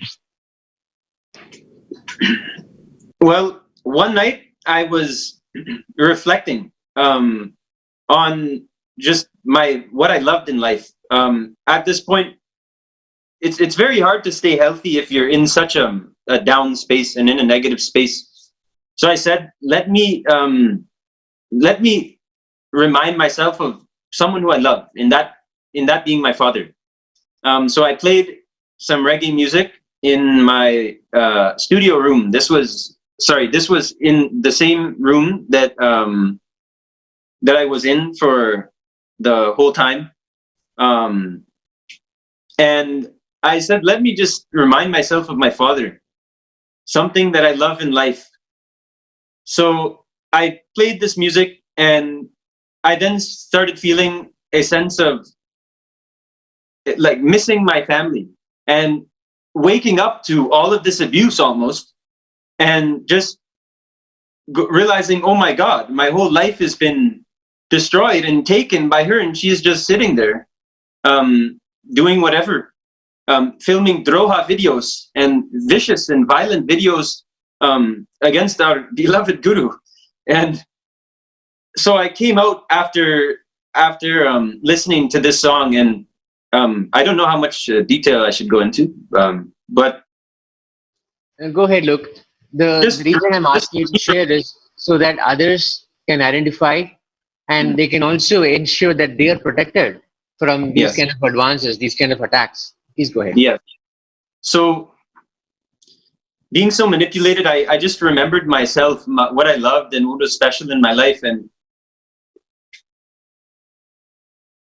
I remembered my father. And when I remembered him, I felt, oh my God, my life, everything is taken away and destroyed, and I'm totally under control. I don't think there's any hope. I didn't feel as though there was any sort of way out of this. She had said she would curse me if I left. So if I leave, there's no way. If I go, you can understand, with a mind that was just being constantly drilled with just powerless cognitions, and the opposite of what our guru gives, Swamiji, what he gives. Just remembering and coming back to myself made me feel like, okay, this is just awful, and I just felt horrible, and I felt so sad, and then came the attempt on my life, taking my life because of all that she had done to me, and I just felt totally, I know, and our guru says you can never be violated, but at this point it was almost going beyond myself feeling violated. It was like my own soul was being violated almost, and that was the time where I realized I had nothing left, and I had tried to just call it quits, and luckily I didn't. Luckily, I had just I guess I may have not had the guts or whatnot, but just coming to this point from being totally healthy as a young boy and not even depressed. I never had an ounce of depression. I never had an ounce of any sort of psychological whatnot. I never had to deal with in my life. I was always very, very happy and blissful. So when this came, I was just feeling like everything was taken away, and that's basically all I can say. It just felt like nothing was left. Yes, look, I can actually very much relate with what you're telling, and especially the feeling that you're telling that you almost pushed yourself to the point where you wanted to commit suicide and literally just leave, not even being interested in like living in this body after being abused so badly. Yes, I didn't like my body. I looked at my body, and it reminded me of her. It was almost like my whole entire being became her. So I didn't even like my body, because I knew this body was just being violated and owned by her. So that is very true, Luke. I can very much relate. even to tell in a very small thing, any remembrance, even if you like walk into a place, you have the remembrance of that whole incident that comes up. And especially when you go through a sexual abuse of this kind, forget the place, you're constantly living in that body. Yes. Living in hell is nothing but actually living in such a body which has gone through that kind of an exploitation. And I can very much understand. See, I don't know how much people around are able to catch it, but I, as a first-hand experience, after experiencing, surely not to the extent of what you're sharing, but even the initial stages, I feel, oh my God, even now at this point in time, like even if I remember what had happened, words even now choke. I just cannot speak, or it just doesn't come out. Exactly. That's exactly what is going on here, and it's very hard to. That's why even I have trouble talking about it, and I do stutter, and it's hard for words to come out because of the post-traumatic stress. And I see now that there's abusers now making fun and saying he can barely tell about it, but this, if you search up and really have love in the depth of your heart, you would know that the post-traumatic stress disorder, this is the main symptom of the physical attribute of the post-traumatic stress. So Yes, absolutely. The aftermath, if we can call it that, is going to be a prolonged journey, and a lot of healing has to happen for not only yourself and a lot of people, your own family and people who are involved with you. And this is going to be a healing experience. And this is exactly the reason why I'm thankful actually that you're sharing, because others, and now we see that Sundaresh Ananda Maharaj is also coming out and able to share, because now at least the platform is open, and now there is a possibility that we can come and share, and we can actually have the listening of some people worldwide who can actually take cognizance of this and understand the extent of what she has done. Yes, it's very. Go ahead. Yes. I just want everyone to know it's a very serious thing, and no one should ever have to go through this in life, especially me being in a first world country going through this, from this just disgusting pig, I'll say. My whole family, even my family, just coming out of all of this, still have issues of seeing me in the way that they used to. So they don't see me in the same way that they did before. It's very hard on me to, like, every night I think about, how can I change the cognition? I'm working with them and sharing powerful cognitions, doing the completion and all of that, which is great. All of that is great. Swamiji, there's no doubt that's the best side. That's the highest bliss that's out there. But sadly, I experienced the lowest, and with Sarah Landry. So I definitely reach out to all of her followers and her cult members. Just save yourself now. Otherwise, this may happen to you as well. That's all I can say. I'm just really trying to rebuild and restructure my whole entire life. Here, it's just actually off track. What you're telling is 100% right, and I can very much go through it. See, even from my perspective, and one thing is that even though, yes, I've been with Swamiji, living with Swamiji, Swamiji's been continuously taking care and ensuring the completion is brought, but once the damage is caused, it is caused. Of course, repair can be done, but repair is never as good as the original, or as good as new, or as good as authentic. Precisely. So, even now at this point in time, even if I look back at that incident, it is only a permanent scar in my life, and I can't ever imagine, or I don't ever know if I can even get rid of that kind of a scar. And see, one thing that I wanted to ask you, Luke, is that see, in my case, I was able to see how she slowly advanced into me.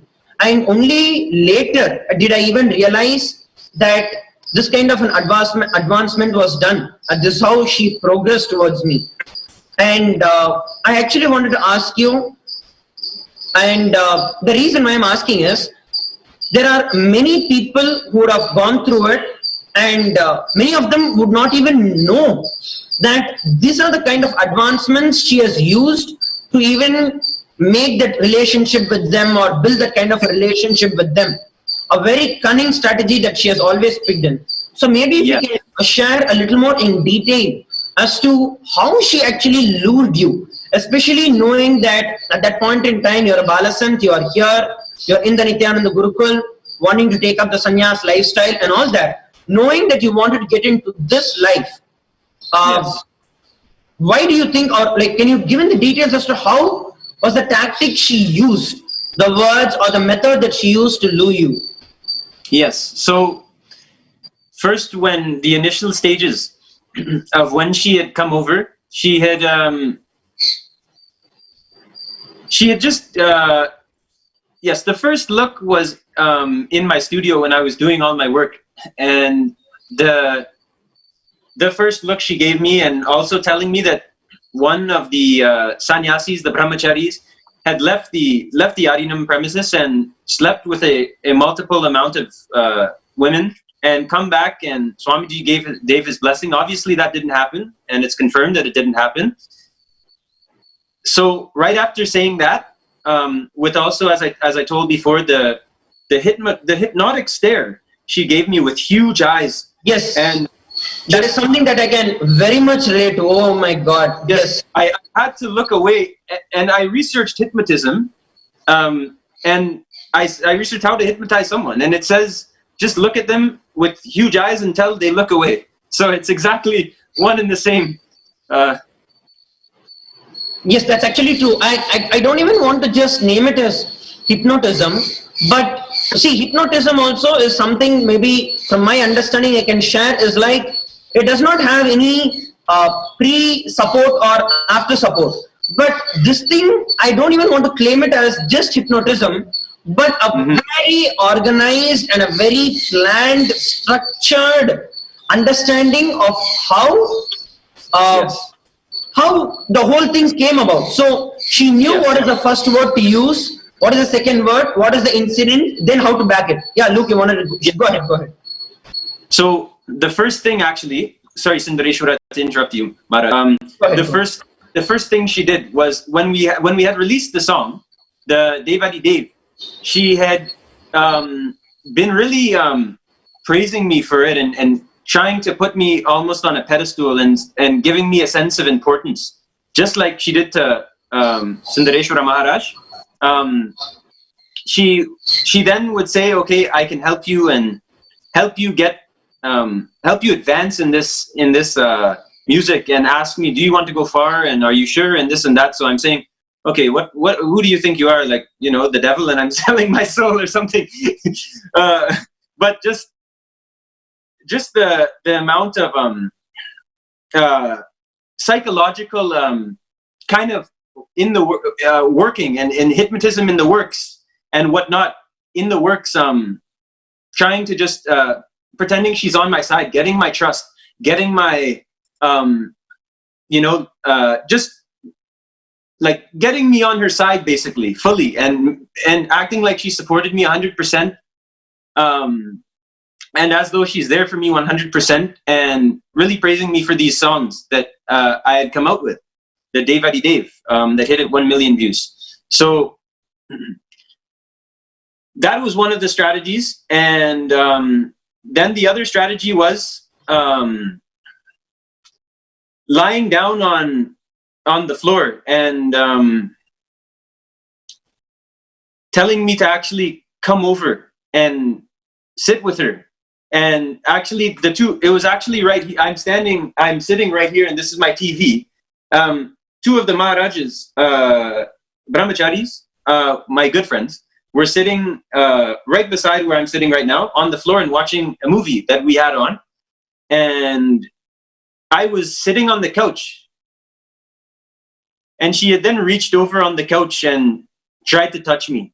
And the two brahmacharis were they were very keen on the fact that they knew they thought there was something going on here. So one of the brahmacharis, males, my good friends, and my good friend, he went to my mom and he said, I think there's something going on with Sarah and your son, Luke. And I think you need to talk to her, remove her from the area.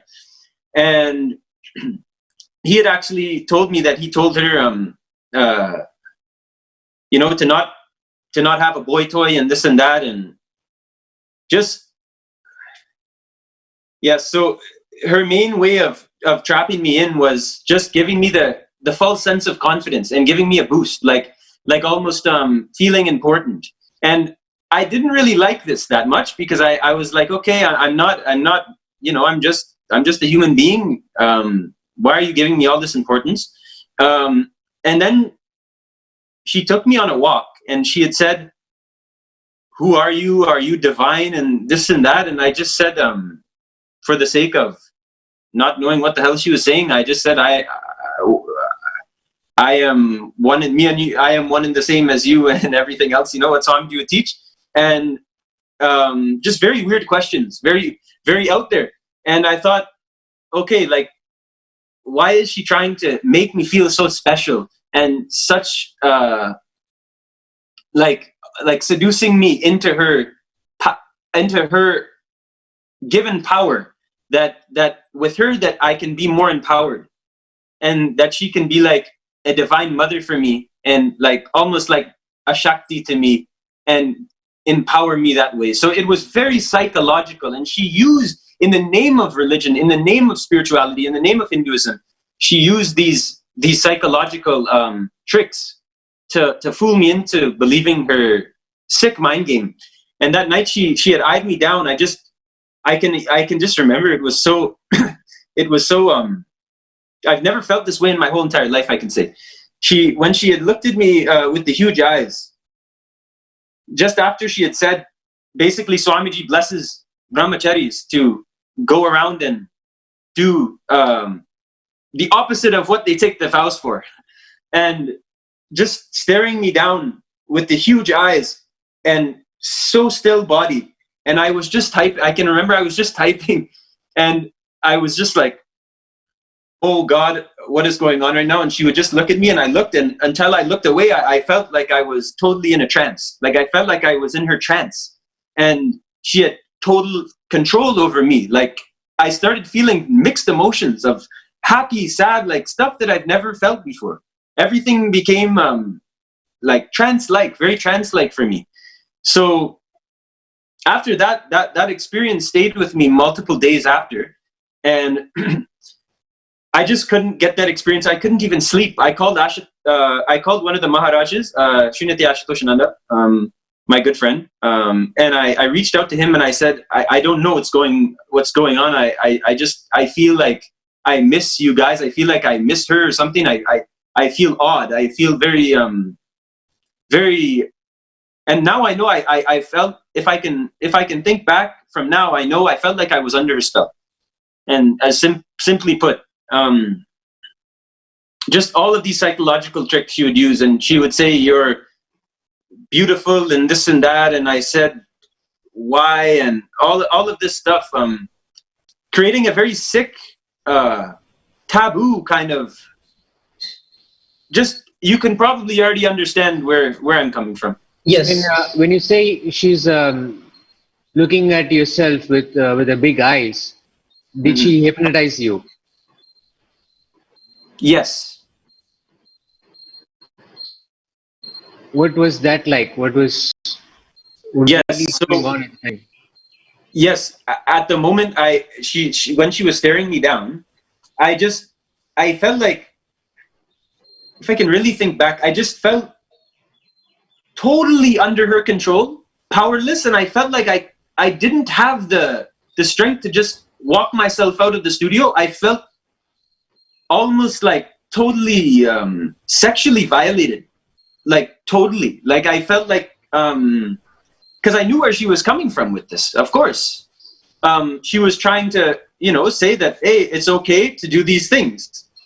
And I was just like feeling sick in my stomach because this was like a mother figure to me.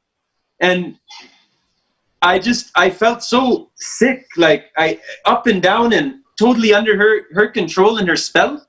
And I didn't even have the power to walk out. Luckily after that, nothing had happened.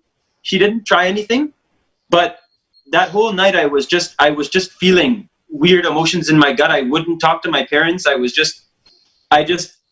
just called my good friend Maharaj and just told him I feel odd. I feel like powerless and weak, and I miss you guys for some reason. I feel like an attachment to something, and I feel like I'm being pulled, and these weird things.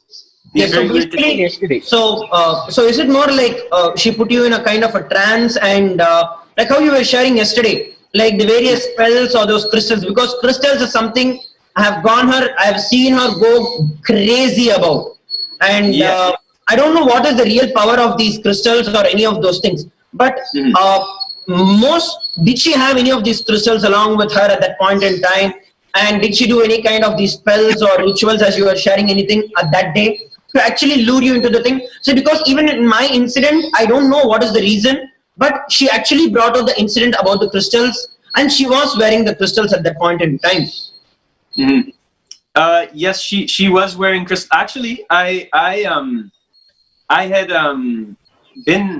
had collected a few crystals in actually a cupboard I have right across from me. I don't have them anymore, but I didn't use them for anything. Like they were just like stones that I found.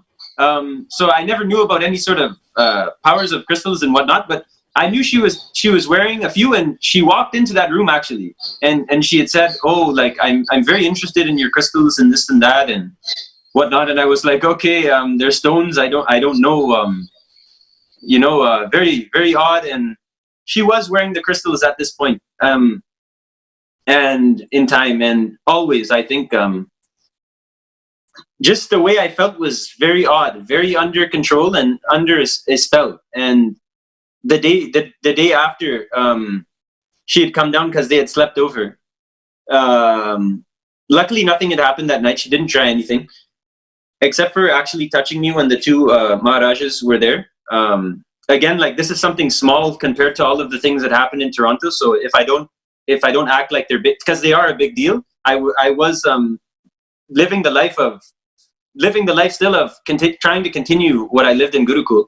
So the day after she had come down, my mother had realized, she kept giving me those looks and every second just eyeing me, and with her huge eyes, and until I would look away, and until I would feel a certain feeling in me, like injected into me.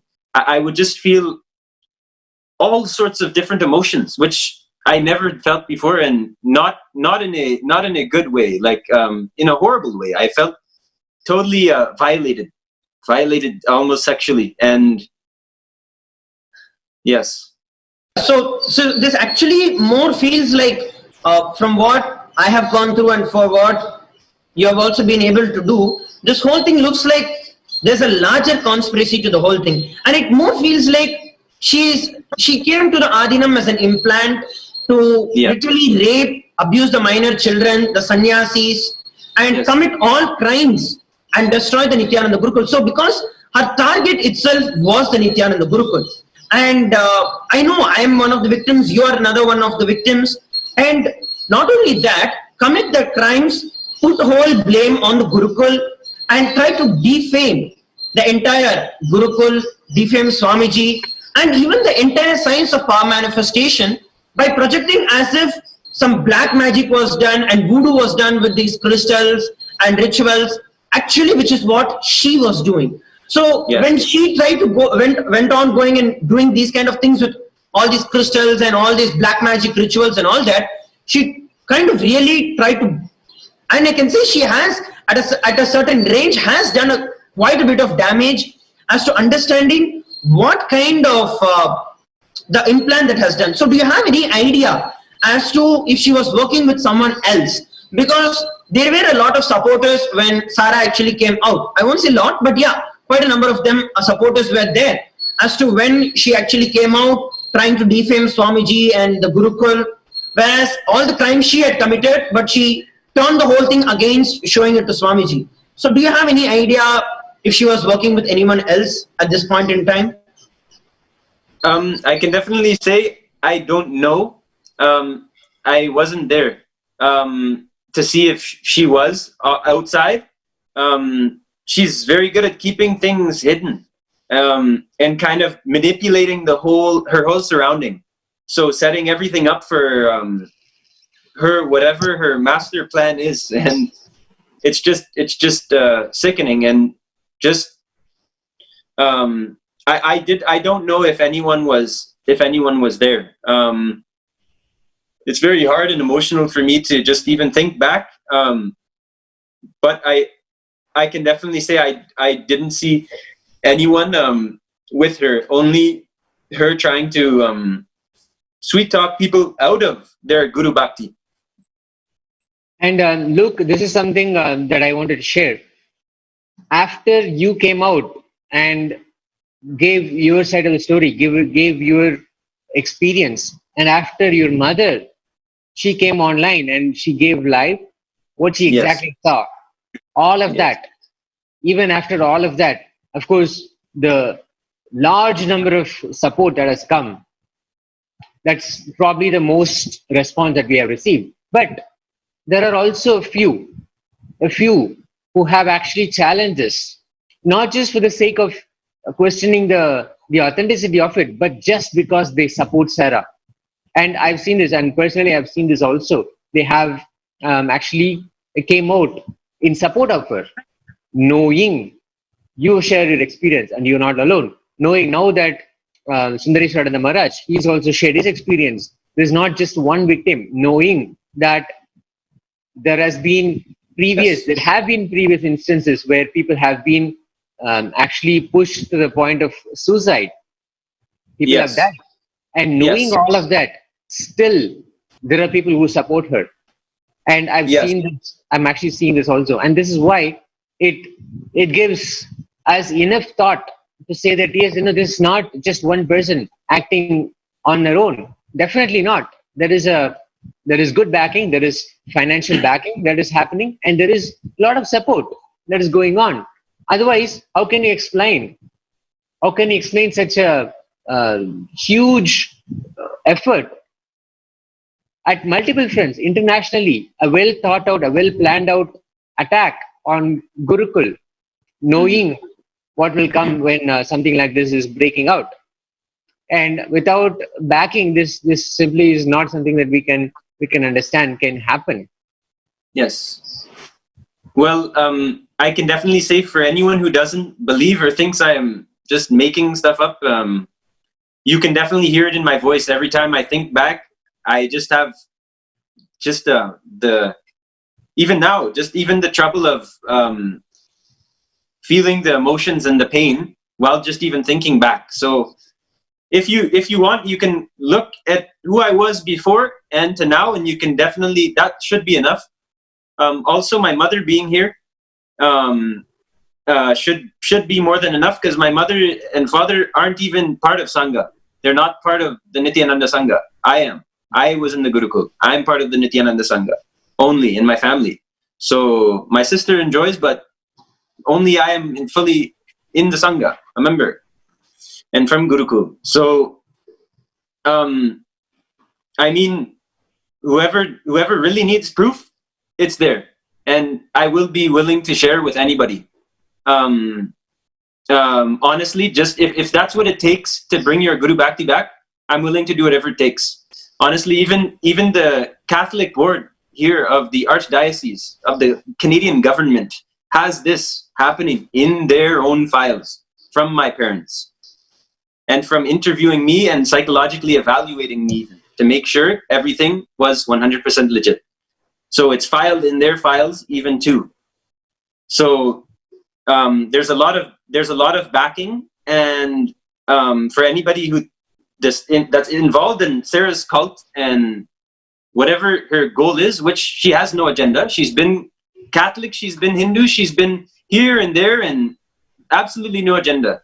I don't want to talk bad about anyone, but I'll just give you a sense of the life that she was living, if I can remember, with me. Yes, actually, Luke, I also wanted you to, I was also thinking, just like how we were sharing, if you can actually get into the details as to the 1 year or the 7 months of life that you had lived along with her in the apartments. What Yes. kind of life did she actually practice? Or what Yes. kind of life did she actually have? What kind of rituals? What kind of things Yes. was she doing? Maybe if you can share that, that will actually bring a lot more insight as to understanding why she's doing what she's doing. Yes, Yes. go ahead. So her life was just day to day living. Basically, it was just waking up, abusing me the whole day, forcing me to the sex, doing the rape, eat, sleep, and talk to her crystals, and just live in a pigsty of a mess. And while doing that, calling people from our Guru Paramashiva, the avatar himself, trying to get people to leave, and doing the most extreme of Guru Droha, which Hindus should know is one of the greatest karmas and greatest sins in the Hinduism. So her day-to-day life would be talking to these crystals, doing rituals on me and with herself, living in a pigsty, a mess where roaches were crawling everywhere. I even remember in the room, it gets to the point where it's so disgusting, and I even don't even want to tell it on live TV. But to the point where I escaped that room once, and when I was feeling okay again, there were a few times that I felt okay. And most of those times was when she was out, or she had fallen asleep. And I had cleaned up a few times, and after just less than a day, I would peep just to see what's going on, make sure she's not in front of the door or anything, and just see a total pigsty. And it smelled, and there was roaches, flies everywhere. None of the dishes were done. I tried cleaning up multiple times when she was away, and just roaches were even crawling into my mouth on the bed that I was raped in and made drunk in. Roaches were crawling and waking me up from whatever sleep I got, whatever sleep I was allowed to take. So it was just utterly ridiculous. Her lifestyle was literally the life that Swamiji describes as a Rakshasa. And just eat, sleep, destroy, and live in a pigsty, and pull people out of their beautiful their beautiful lifestyle of living with Guru and purity, basically destroying their purity and destroying their feeling of purity, and just coming into this dark black magic crystal cursing me out kind of horrible life. And this is the person you're dealing with. Please know that this is the person you're dealing with. And I do have proof. I do have proof of the apartment, that where it was under, my parents have, that it was under her name, how much was paid, the status of the apartment. My mom was there. She can definitely back that every time she would come, there were just roaches everywhere, and it was just smelling disgusting. And I don't even know how she was living in such a place. Just awful. I'm sorry. Yes.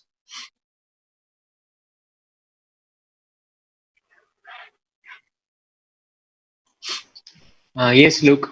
This is the deteriorating lifestyle that she has led you into. From, as you said, back to being Luke, from where you were, and we have heard about you being a manager at age 18 at a at 15 Tejo Swami. Yes, yeah. Yes, I was 15. Yeah. I had graduated. I was in high school, doing very well. I was always smart, happy, and easy. Very simple life. And yeah, I was the only actual manager at leading a team at 15, leading an entire squad. So Wow. actually training adults like double my age, how to do the things and whatnot. So I was very responsible, and I definitely had, even thinking back brings me some joy. But it's sad that I have to think back to really bring me joy. It's now we're trying to just clean up all these disgusting things that she's done to me, my family, even my sister. I remember my sister was having her birthday. This is when I came over, and my parents, I just hid with them, and I just told them all some of this stuff, and they were just so in depression. They didn't know what to do, and I remember her just doing my sister's makeup, and I was like, oh God, like only if she knew what. I just felt horrible, like she had infiltrated my family and started just destroying people. Like my father, as I said, had to go to the hospital due to his viral meningitis kicking back in. It's a swelling of the meninges in the brain and the spinal cord. So whenever a high amount of stress is there, which there was because they were worried for their sons, and this is on hospital records, even if the abusers need the hospital records, I'm willing to go to that extent. I'm a sadhu and I stand up for Hinduism. That's the only thing I live for. So there's no way that Sarah's cult is going to conquer these truths. There's no possible way. That's one thing I just want to say. And when he was in the hospital, I remember my neighbor he had talked to, and even my neighbor, he was so shocked at the way my dad was, because he was never like this even too. Also now he has a permanent anxiety disorder that he never had before she had come into our lives and destroyed our lives, and not only destroyed my life the most, but also really affected the lives of my family and my parents. And this is very real, serious. I'm not talking on behalf of Sangha, or even I love my Swamiji, I love my Guru. My Guru is my life. But these are facts, and these are very serious and real. And now he is suffering. He's been suffering and having to take medication, and due to this and so many more things. My sister also, she suffers from this as well. This anxiety towards what happened and this whole thing. And just if you could imagine my family being such a relaxed, happy, joyful, strong and powerful family, until this person, this disgusting person who has raped children, who has touched children and thrown herself on minors, coming in and injecting herself and destroying me completely, and also partially my family. So this is who you're dealing with. Yes. And all of this she was doing when she had built up this image as if one, that she is in a position in the Adinam, in the ashram, which was a total lie. How did she convince you of that? Yes. Sorry, Tejo, what was the question exactly? How did she convince you that she was actually somebody, or somebody of position at the Adinam, at the ashram? Yes. Actually, she had said, I don't know if I should go again into detail, but she had said, like, she is this special goddess, and she is an incarnation of the goddess Kali. And I said, okay, great. Like, well, that gives you importance if that's the truth. And look, one thing I would just want to add on in here. Yes. See, one thing is that even as a person who listens, okay, so when last 2-3 days also, you're like, I don't know how much of detail I need to get into, that kind of idea that you had, right? So I just wanted to clarify that. Yes. One thing from my own perspective, what I feel very clearly is that, as Swamiji says, everything is in details. Paramashiva is in details. And even in that case, people, when we actually want to stand up for the truth, we want to share it out with the people, the more number of details that we actually get into, Because anyway, we are clear. You are very clear that your life is for this. You're going to stand up. So let us take this opportunity. Don't hesitate about anything. This is the opportunity that we have to go all out, because people need to know, as you're saying, there is the only way people can even get to know the atrocious levels of what she has gone into. So don't ever even have an hesitation as to think about the details. The details that you give is the utmost importance, because that is what actually clarifies most of the things. So that's what even I have seen in my own life. So don't hesitate to go into any of the details. In fact, going into the details is the best thing that you can do to actually authenticate everything that we are sharing it here. So go over and go into the details.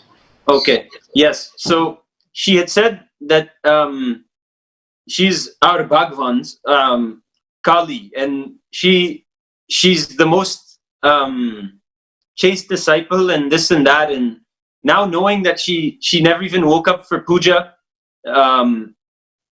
yoga, nothing, no integrity. And she did tell me this when I was in the apartment.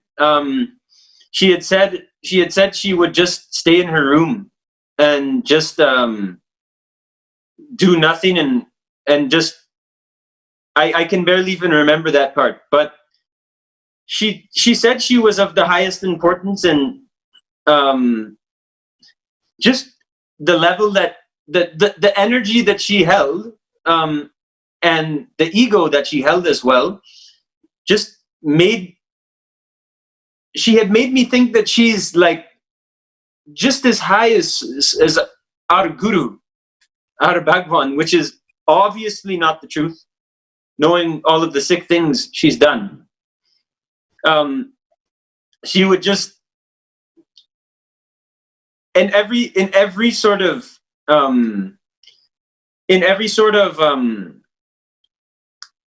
time that I was around her and people were around her, she would always put herself in the power position and look down.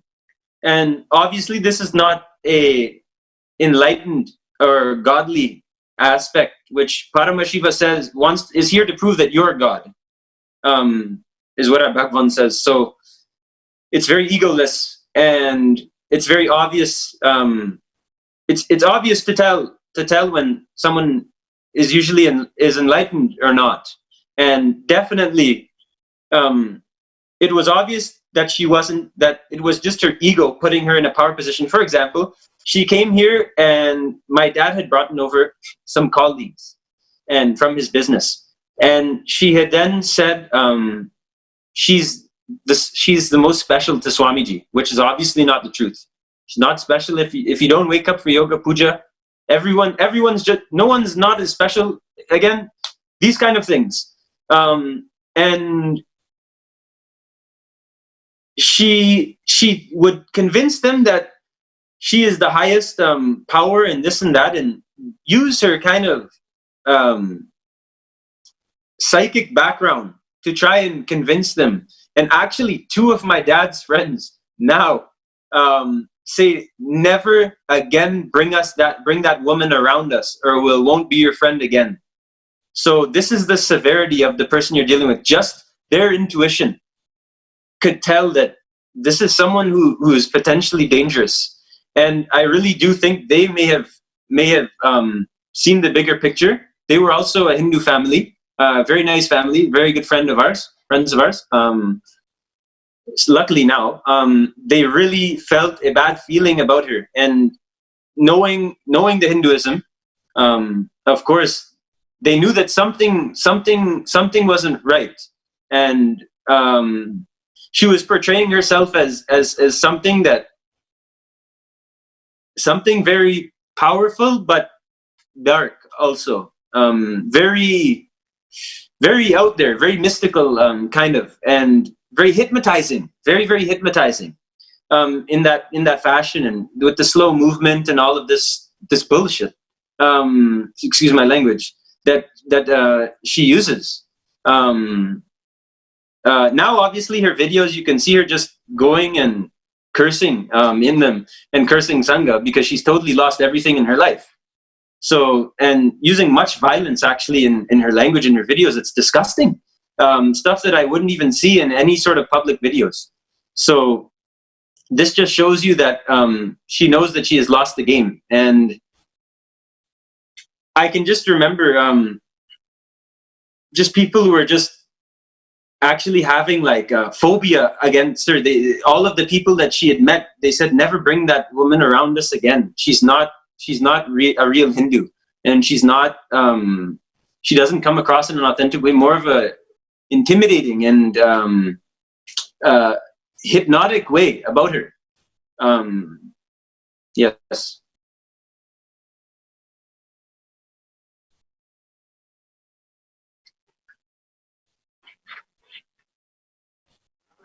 Look, so when you did stay with her, you actually mentioned that she would spend time making videos about Gurukul and making abusive videos rather, and just falsities, just coming out with attacks on the Sangha, all of that.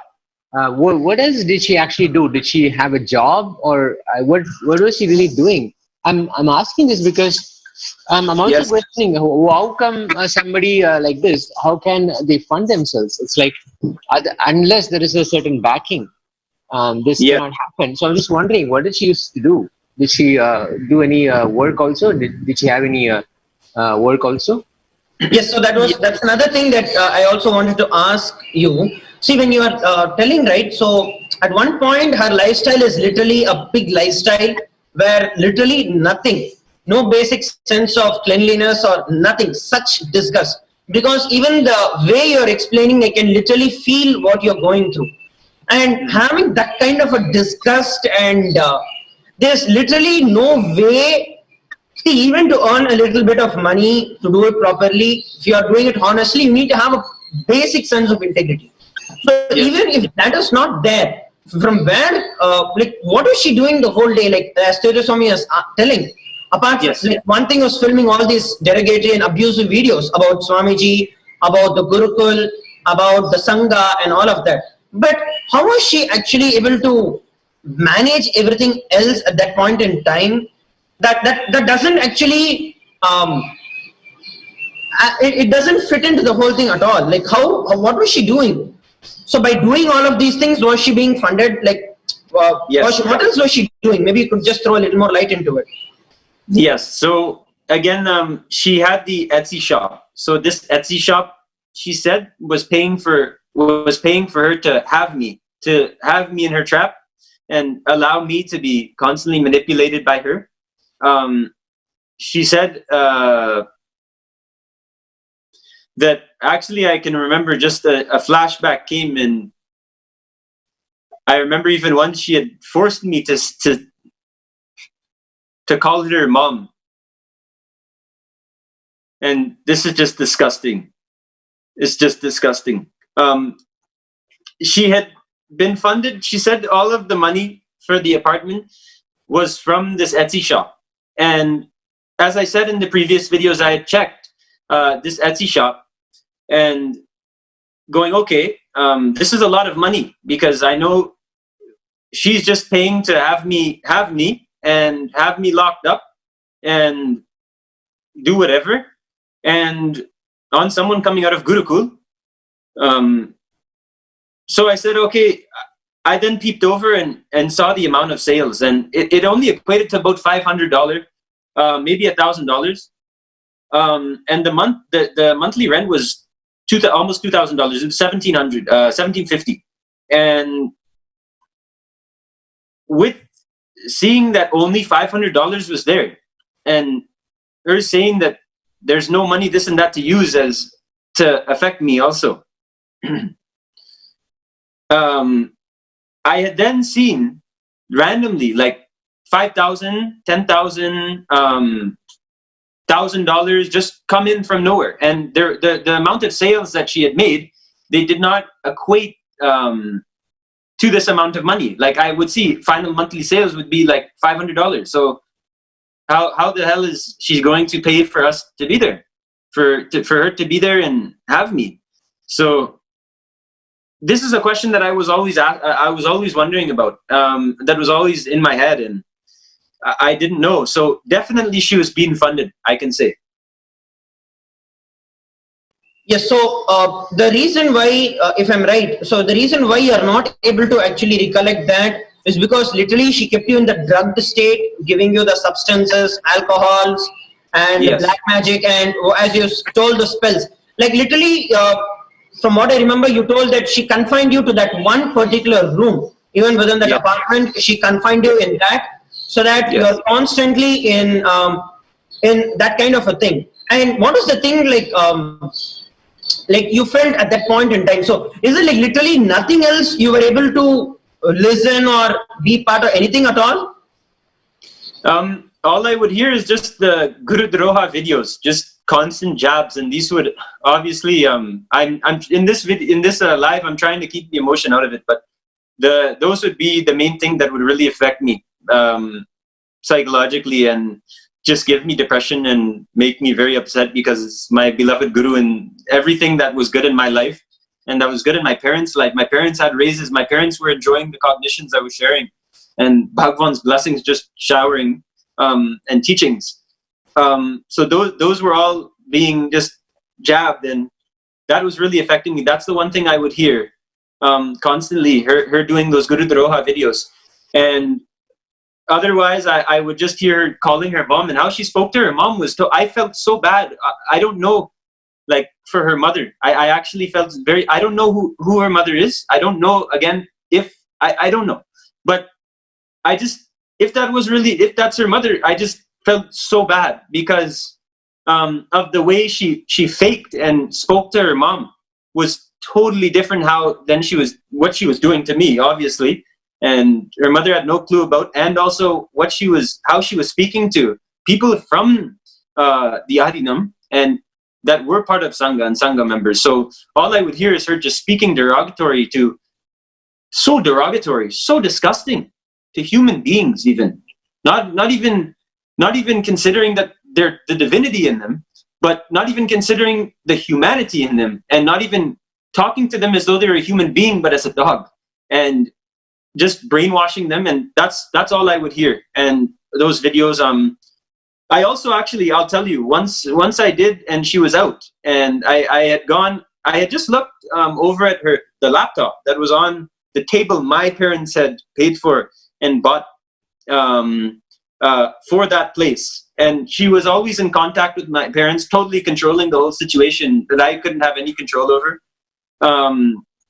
And I saw videos of how to do mind control and this and that, and a lot of these videos I had found.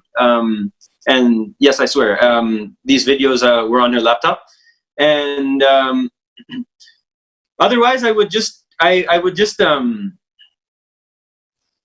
there was one other thing. I would hear her call random people, so many people. All day she was on calls. All day she would be on the phone, and I would just be so dead inside and just crushed, honestly. And just I have absolutely no clue what her motive is and what her motive is in life, because she's one day she's talking this and one day she's talking that, and she has no agenda, even just to destroy, manipulate, and kind of conquer. She has this delusion of conquering and pretending that she's the ultimate, and obviously, that's not the case. Otherwise, I would hear her doing sort of spells and stuff. I would hear that in the other room.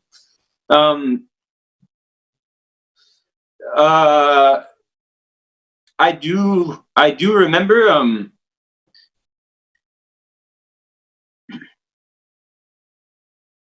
see, I can barely remember, but I do remember there was. Look, I just wanted to just interject Yes. here. Sorry to intervene. See, Yes, don't try to suppress any kind of emotion.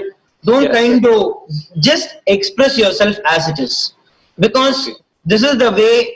This is the only way. See, one thing that I can share with you personally is that the healing really happens only when you know that you are heard of, and when you actually express yourself as you are, and when you know people are actually listening to you.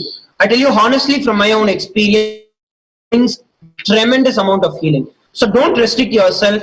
Go ahead, even if you're feeling emotional, it's okay. Just share yourself as it is. There's a platform, not only that you're sharing about this, but This is the best way that you can actually bring healing to yourself, because out there are tons of people who are actually listening to you, and that listening is more than enough to bring you that healing. So Yeah. go over, and even if you're feeling emotional, it's okay. Just let it happen. Don't try to suppress anything. Just go over it. Yes. So I do remember the one night she was in the room, and I remember I just had woken up. This was at 3 a.m. as I partially covered in this video. And I had said, "What are you doing? Please, I'm just trying to sleep with whatever I have and whatever you haven't taken away, please. I'm just trying to sleep." And some nights I was not even allowed to sleep. Some nights she would just stay in the room and I would be like, "Please, it's 4 a.m. Can I just have some sleep? Please." And I remember even that night I went into the fridge for food at 4 a.m. And I tried to get food and she said, "No, you have to pay for the food if you want." And I said, how can I pay for the food if I'm your slave?" And she had then said, "I'll curse you if you tell anyone this and that." And I just remember even taking a shower, even going in to try and take a shower. I would try and do things and she'd be like, "Get out, get out." So this is partially why my mom was saying I wasn't able to take the showers and do these things, because I would rather avoid the stress and avoid the scar. Just one of her blastings, and it wasn't even blasting, just one of her assaults, verbal assaults, coming from a violent space was enough to just permanently put the damage. And it's so hard to do, even if I even tried to complete with that thing, it was just there forever. So I just avoided it for all, because this is what she doesn't want me to do, and let me just stay in this room and do nothing and be her slave, because this is what she wants. And all I know is God is watching me, and Paramashiva, he knows what's going on. And just every night I just prayed to get out of it. Every night I ended up trying to listen to my dad's music, just remembering him, something I loved in my life. And just, yes, that night, there's so many things. That night, I had walked in and I had seen the crystal grid. I had seen her with these things, curtains open, and just hell. Like it literally looked like it was a mess, and bunch of disgusting supplies, and tethered this, that, and just going in there. What are those disgusting supplies that you are saying? Yes, and also like hairs and yellow, like looking like urine almost, and string.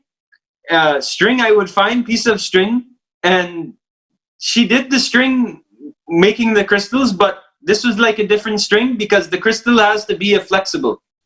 And this kind of string, it was different. I would just see string, hairs, this and that. And I'm not an idiot. I knew there was definitely something going on there. The feeling that I felt when I went in there was just so horrible and disgusting. And she would stay awake the whole night, like just doing all this witchcraft and all this kind of black magic stuff right there. Yes. In the room where you were confined to.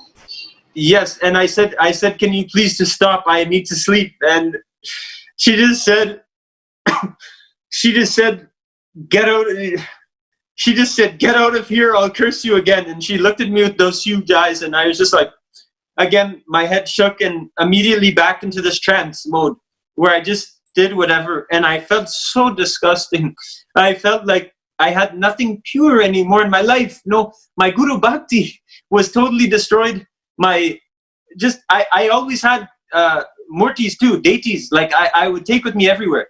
I had deities and I had puja kit, and this would be like my life. And purity was like the one thing I love, and Hinduism was my love of my life. So this was just taken away, and it's so hard to even think back and just think the amount of emotion that I feel when I think back. It's just shivering. I can just So was remember. it that kind of the voodoo that she was doing continuously against you and your family, which you're telling us she would curse? So is it the voodoo that you're mentioning about? Yes, yes. I think it was. I think it was because I would see the strings everywhere. So this is obviously, I know that this is something to do in that. I don't know anything really about the voodoo because I don't need to practice. But this is what I saw. Yeah, you don't practice is one, but then yeah, like how you're telling, see, curse is maybe one level, but the amount of control that she had gained over you, and the amount of the impact that she had over you and your life, I don't know if it is just confined to that one word of curse, but I feel rather it is a much more in-depth voodoo kind of a thing that she had done over you. So that is the reason I just wanted to ask you about that. Was it voodoo? Yes, I definitely. If I'm speaking rawly, I can definitely say I can definitely say there was some sort of black magic performed against me, because I even the day that my parents took me to the hospital, because I wasn't able to speak. I wasn't able to even speak. I was totally trapped, totally seized, and I wasn't able to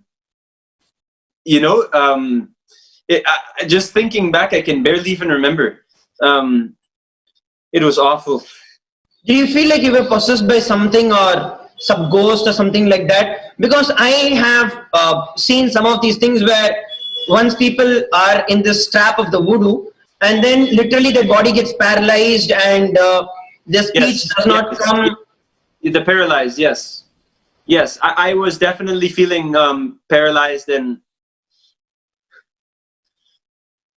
just everything. And then after I came back, it would stop. So when I left the apartment, I would feel that happening and pulling me back. And my parents, then I said, okay, please, I need to get out of this.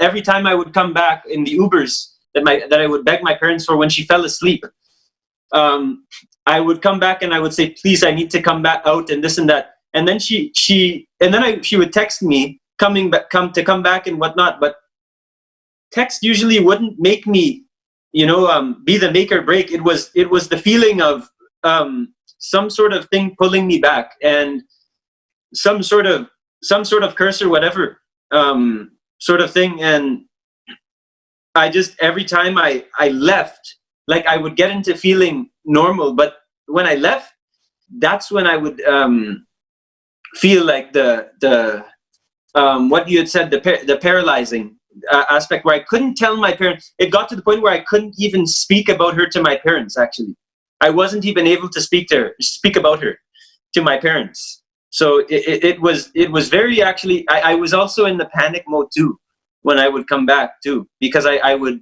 it was just hell. I can just say it was just hell. This is the depth of what was going on. Like actually very like now when you're able to like express it like with your emotions, and that when you're just letting that just come over you, I can actually see the amount of depth and pain that literally while you're telling it, I myself can experience it even sitting here. I'm pretty sure even the people who are listening are able to go through that incident. And thinking back as to you experienced all of that in first hand is yes. Total abuse and total annihilation of character. Not only myself, my body, my everything I had, my consciousness. I was made to bow to her, and all I could see was just her face in my head, and just horrible. I remember just that one night I just threw myself down and in a football pitch after she had cursed me out after my mom had been in the hospital. And I had tried to tell her, I had said, my mom is suffering and I hope she's okay. It's not life-threatening, because I was thinking it was because my dad was texting me and my sister was texting me and kind of panicking me and saying, your mom is in the hospital, this and that. So I just said, let me pray for her. And I was crying in the train, and this woman and her daughter were just looking, and like, she actually said, poor boy. She actually said, poor boy, and saw me crying in the train, and her just sitting there with no expression, expressionless face. And look, I just wanted to ask another thing in here. When you're telling that amount of pain that you're going through, right? One thing that you had mentioned earlier is that she did not let you eat, right? She did not let you eat what you wanted, and she confined the food. Not even what I wanted. Eat for anything. It would have to be her serving me, and Yes, I didn't so even want. this is something that I really feel is very, very fishy in here. Because one thing is that, as you had mentioned even in the previous time that you spoke, you told that she constantly was giving you the alcohol and continuously drugging you. Did you actually feel at that point in time? See, the reason why I want to like actually get into this is that it's actually, see, I'm telling you from my personal experience. Yes. The moment I even want to look back into that kind of incident that happened right in there, what happened with me and her at that time, and the whole thing the mind just literally just shuts down. No words come, and you just don't remember anything. It's like, because that's something you just want to negate it so much. But let me tell you, one thing that I have experienced is, as Sanji says, that the more and more, especially with the completion techniques, literally with which we do, going back and reliving the past and all of that. So one thing is that if you are actually able to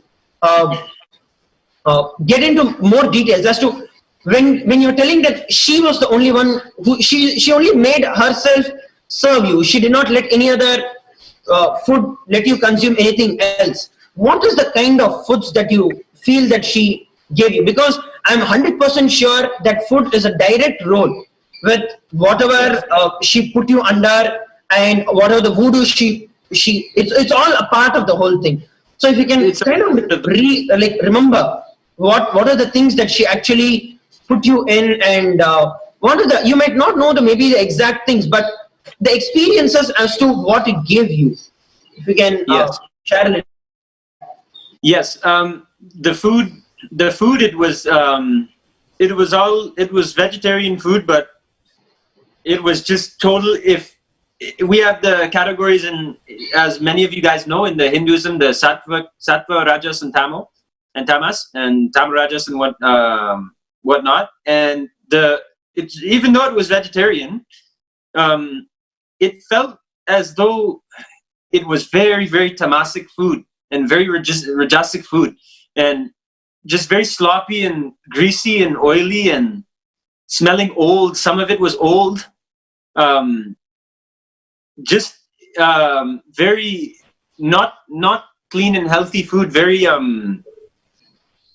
heavy and very heavy. And did she eat any other food? She also gave you the same food that she was eating. What was she eating? Like, was it the same, or she had something else for you? She would be eating different food. Most of the time she would be eating different food. If I can remember, some of the time it would be the same thing. But most of the time it would be different food she was eating. I remember one day I tried to just get something, and she said she was going the grocery shopping, and I had just asked for a little knob of what she had bought, and I said, please, I'm starving. And she said, no, or I'll curse you, and no, you can't have it. And anytime, just another thing I've remembered clearly, anytime that I would even try and pray or anything, or meditate or anything, or she would catch me doing, because usually I was in the room by myself, but when she was in there filling me, when she was in there, it was only about the Guru Droha. So she would just be staring me down with the big eyes and making me take the things and just implanting all of these guru drohas in me and jabs.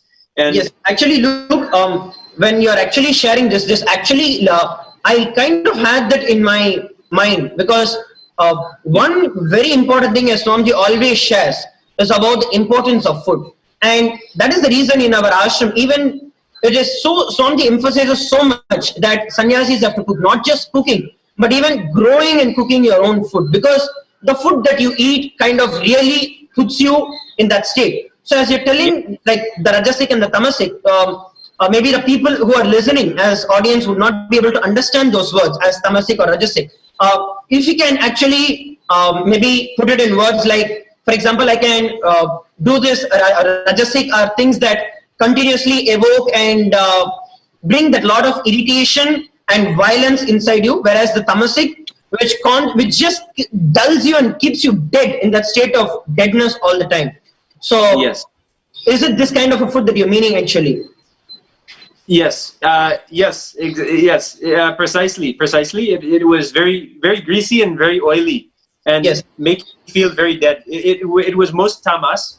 I was feeling mostly the tamasic effects of the food. And yes, and also another thing that you were sharing about that she was eating some other food. So that I think actually is a very big catching point that every one of us have to note in here, because if it was the same kind of food, especially when you're telling that it's a vegetarian food, and the moment it is vegetarian food and you're actually saying it is oily, so you surely would have eaten oily food even back in your house, and you're eating the same kind of food in here as well, because it was the same so-called vegetarian food.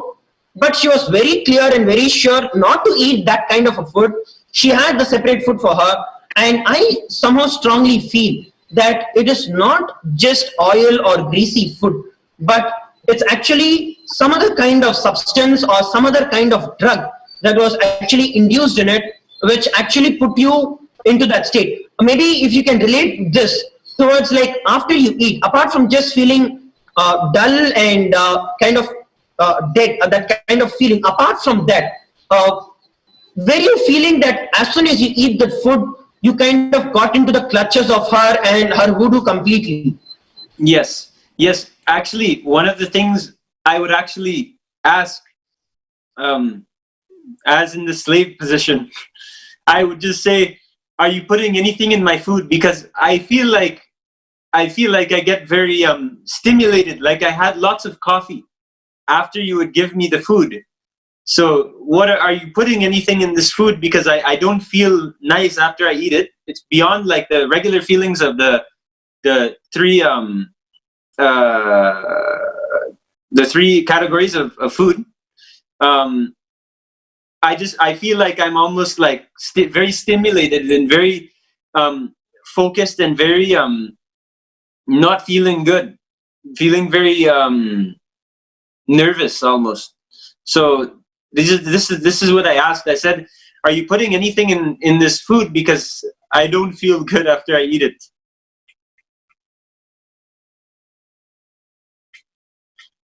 Yes, I understand that very much.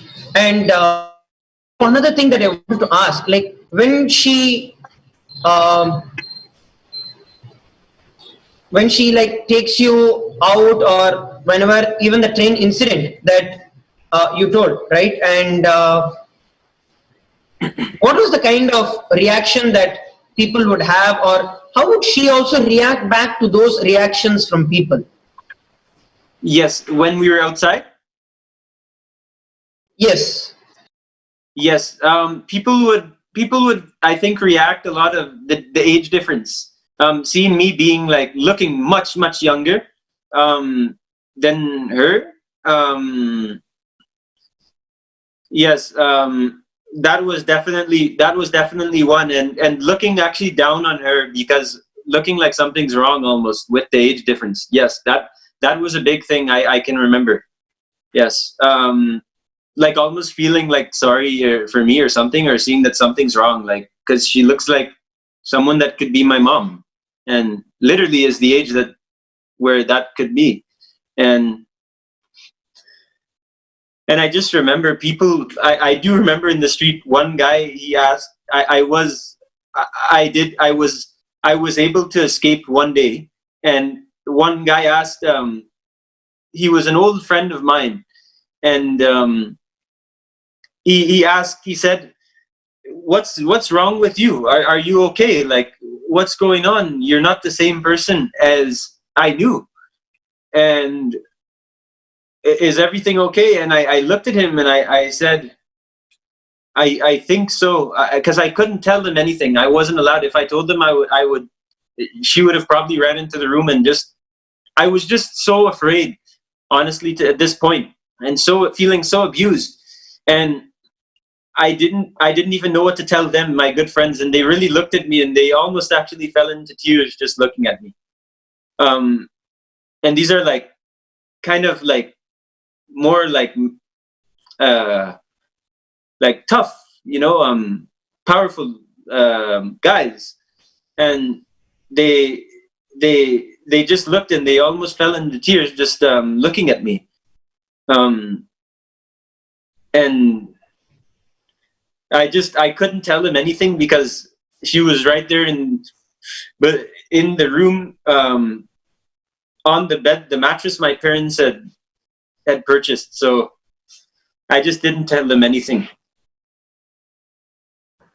So I did have a way out, but I didn't tell them because I felt like I couldn't. And my parents were totally blocked off, so I felt like I couldn't talk to them. I remember one time, Nithya Nithyananda, my good friend, he called me, and she was right there. And I was so close to picking up. I wanted to so bad, because I remember the joy that I had even just with him. And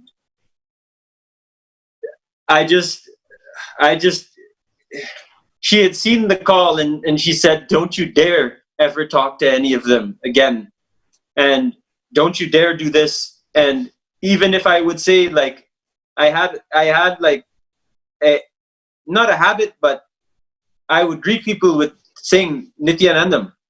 And I had said that once, I remember, and it wasn't in a way to try and be arrogant to her evils, but in a way that I was just trying to create some sort of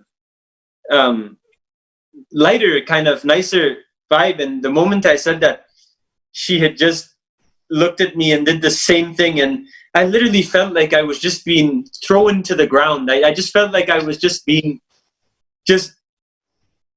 demolished as an individual. And I can definitely say that this is someone who's very dangerous in the world, and just very dangerous individual. She was calling people, and she manipulates every situation that's around her. And even Pastor Ralph, or Bishop Ralph, or whatever his name is, came out with his video saying the exact same thing, with her making this whole one in God cult that was never alive until she created it. Also with children, and making them call her mother, and reporting to her and worshiping her, and making this bishop touch her feet even. It's the same thing, it's just less severe. So all I'm saying is, please, this is who you're dealing with. This is the person you're dealing with. All of the hate, all of the people in her cult, you're in a cult. And that's exactly right. And that's exactly right. And you nailed it, because this is how we've seen cult operates. Cult operates in this fashion. They isolate people. They ensure that they are the only source for the person. And it is never an empowering experience for the person. It is always ensuring that the person feels so powerless, putting the person in powerlessness, and ensuring that there is no other way out other than this only one source, cutting off all the other sources. This is exactly how a cult works. Only source. And then basically whatever they say has to happen, or else. And this is a typical behavior of a cult.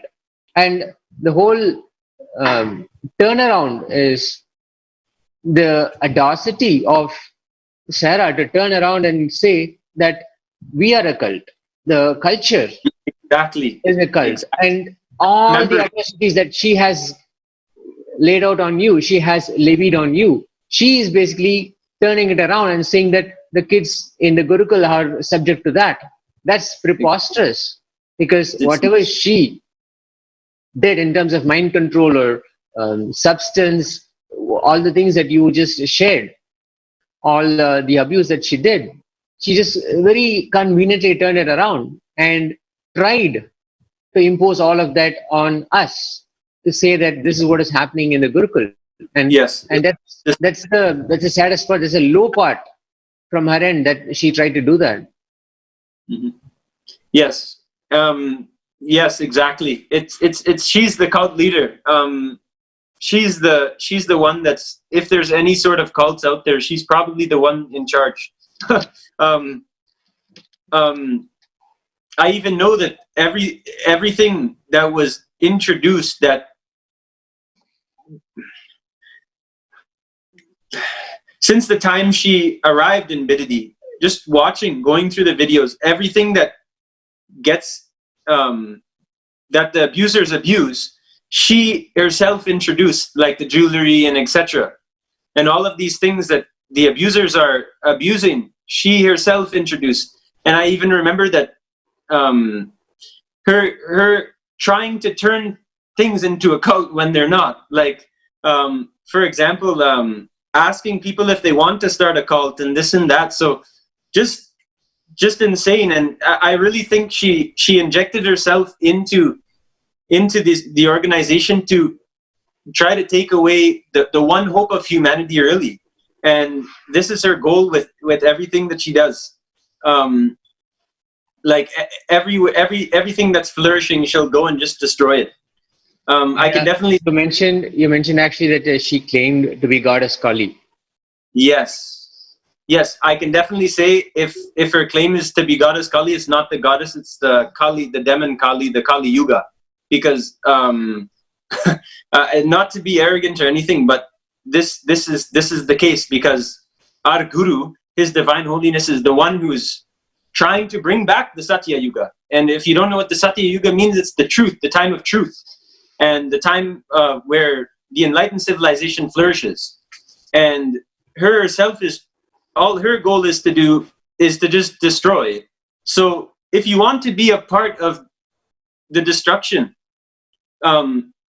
stay on her side, but eventually you yourself will also maybe be manipulated by her, because she has no friends. She has no friends, I can definitely say. She would be speaking bad about everyone. Even after calling them and getting them out, she would talk about how stupid they are, how much she hated them, and this and that. So just please know who you're dealing with here. You're dealing with someone who has absolutely no emotion. No emotion for my life, no emotion for life itself. If she can do what she did to me and my family, just think. Like, this is I'm reaching out to all of you who are watching this, sincerely, from someone who's just totally different than I was before. Even just thinking back to who I was, I wish I could go back, but I shouldn't. Luckily, I'm moving forward only due to the fact that I have our Guru, the Avatar himself, Paramashiva, helping me and healing me. And I'm not talking from a sense where I was told to say this. I don't have any sort of agenda. I don't have anything. I'm just saying, in life itself, I feel I've only been healed by my Guru, and my life has been destroyed by her. So obviously that's telling you something. Obviously that's telling the power of destruction that she has and the power to heal that. Well, I won't even compare the two, because that would be disgusting.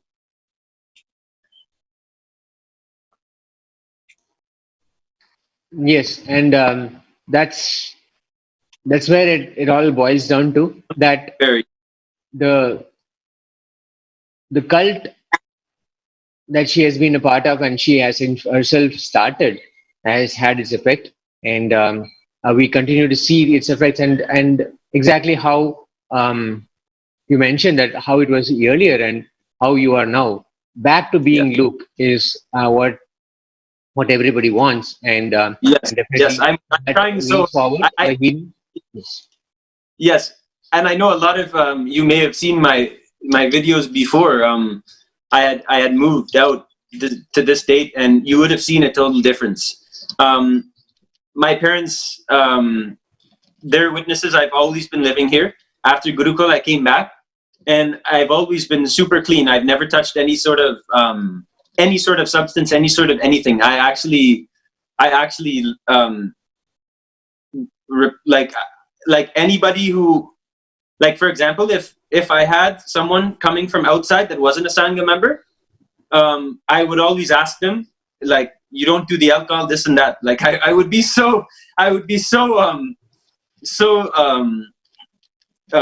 so keen on having clean people around me and whatnot. So I was very healthy in that way. I never used any sort of substance in my life. So just with her making me use these substances like alcohol and whatever she put in the food is just atrocious. And I can just remember myself was totally different, and all of that was destroyed by her. And I just know that this is someone who I've seen the real side of. And you don't know who you're dealing with. I'm not saying that this individual has power or anything. They're very weak, actually. If you look at it from a point of come if they're not your victim. If you're not their victim, sorry. But just it's just horrible, and I'm trying to get my life back. My parents, I'm trying to have healing. I'm doing healing sessions with them every night. I'm trying to complete. There's still arguments that happen with my parents, just even the two of them, about what happened to me, and just it's she just what hell she has caused, and what hell she has caused in others' lives too. Because I know, as I said in the previous Nithyananda TV live streams. How many times did you actually get to meet your parents during that 1 year? Because so much has happened, and so much they were out of the loop of what is happening. Yes, I want to be precise, just in case there's anyone who has doubts that I'm not telling the truth. To be clear, it's the 7 months. Yes, so it's 7 months. To be clear, as my mom had recorded. Again, I wasn't even aware of how long it was because I barely saw the sunshine. Basically, and undeserving of all of this too. All I can say is just let's work together on stopping these kind of people from doing their damage to the world, and stand up for what's right. Stand up for Hinduism. Hinduism, I believe in my heart, the only thing that can change the world, and only due to the grace of our Guru, the Avatar, Mahamandaleshwara, Supreme Pontiff of the Hinduism itself. Yes, he can only look, sorry to interrupt in here. So when you were actually sharing about your parents, right? So like you still are going through the fights, and they're still not okay with your kind of behavior still, and it's still a problem that you're still going through. I just wanted to know, like, at that point in time, within those 7 months, did they ever like, how many times were they able to meet you, or did you get a chance to meet to them? And were there any instances where you and Sarah, you guys went over to your family party or events? How was she behaving in that? And like, did she tell anything about you, about your relationship, and to them? How was she portraying herself? Good question. First, I just want to beg you all and reach out to you that please know who you're dealing with here, and know that they're really crushing. They're trying to crush everything that's good in this world and godly. So every time she would come over, I remember she would basically control the whole conversation. I was just paralyzed again. Like, my dad was looking at me like, what's going on? She would have conversations with them. I didn't want to say anything because I didn't have anything to say. If I said something, it would be totally exposing her, and that would have caused hell. So obviously, she planted a way for that not to happen. And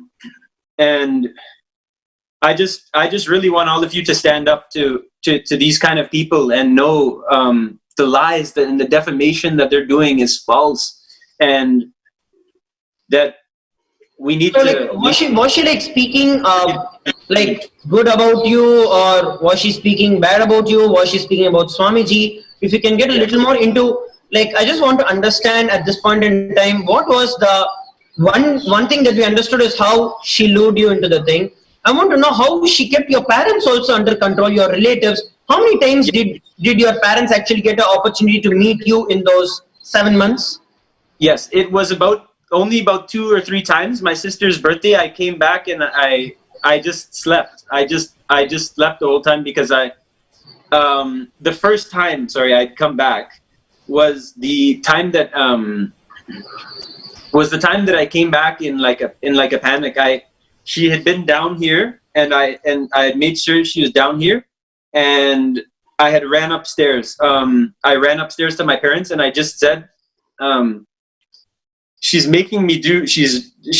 forcing me to have sex 8 times a day, and please, I just need help. If you guys could help me get out of this, and they never knew how to get me out of it. The other time was when it's just horrible. I can barely even think and remember. But the other time was when they invited us over for dinner. She had then forced me to wear a certain thing and not say things, and also how she would control them was she would on call, she would call them, and I would find out secretly, and this also led me to just extreme depression. I was just like, oh God, she's controlling my parents and telling them stuff, and she just told everything is okay and he's doing very well and all of this stuff, and convincing my parents, and that's how she would control the whole thing, by secretly emailing my parents through email. And also during my sister's birthday party, I couldn't even celebrate with my sister, obviously being just totally destroyed. And I just remember she would do my sister's makeup, and this was just making my stomach sick, knowing who this person was. And my parents now, they even like have shivers of knowing this now, and they knew something was up, because my mom came over a few times and saw the mess, and saw me and whatnot, and her like totally fine on her laptop and getting money and buying all this stuff for herself and products just to destroy me and whatnot.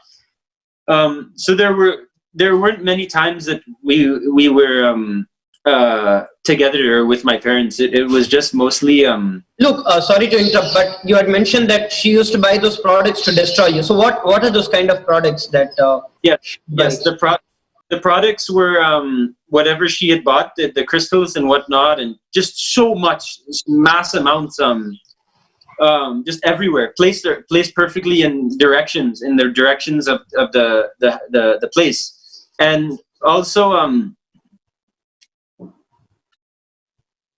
she would buy certain like products like to do the rape. So very sickening again. If you could just imagine, just very sickening. Just certain products to use on me, and just herself even alone. So it's just disgusting. It's just disgusting. This kind of person is sick, and honestly, I just don't know what to say. I'm feeling quite emotional actually right now, so I'm sorry. Yeah, we're completely with you. I can very much relate with what you're saying, and Yes. how it feels to even go through something like that. Mhm. Yes, it was just horrible. I'm trying to remember if there's anything else. Like the amount of pain that comes back, even just thinking. It's just enough to just say, she just took over my whole entire life and destroyed it. But Yes, she was just so addicted to sexual conduct and just so addicted, a sex addict, and to me, and just disgusting. And I just wanted out. I begged my parents. I even begged them to just please come down and just talk to her, and they were even afraid sometimes to talk to her. And I can just remember the amount of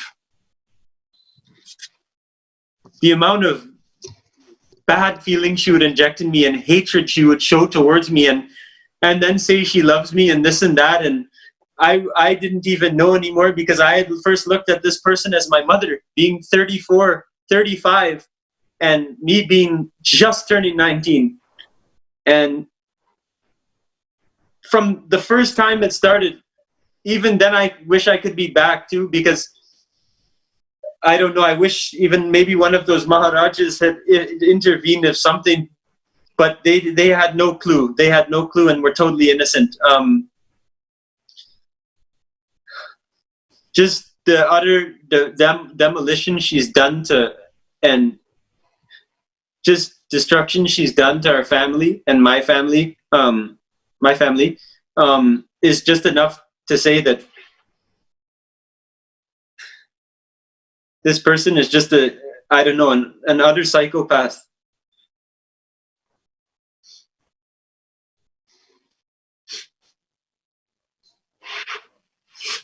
Luke, definitely all of us will empathize with you, and definitely the healing has to happen, not only for you and for all those who are involved, especially with your family. And the healing process definitely has to happen. And I can already see that the healing has started, and that is only on one side. And I'm sure, as you've seen already, the support that you and your family have received from everybody worldwide, that definitely adds to the healing process, and more and more that will continue to happen.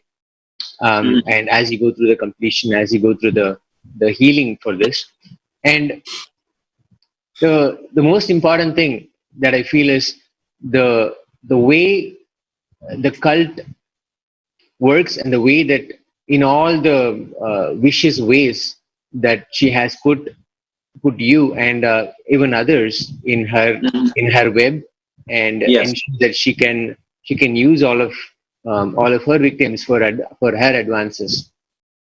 And this is not only a healing experience, but a very learning experience for people, so that as we construct a very open environment, as we create this space of openness, oneness, and ensure that the same blissful ambience, the same safe and transparent ambience is created for everybody, we should know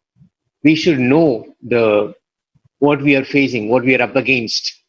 We cannot be ignorant to this. We cannot ignore this.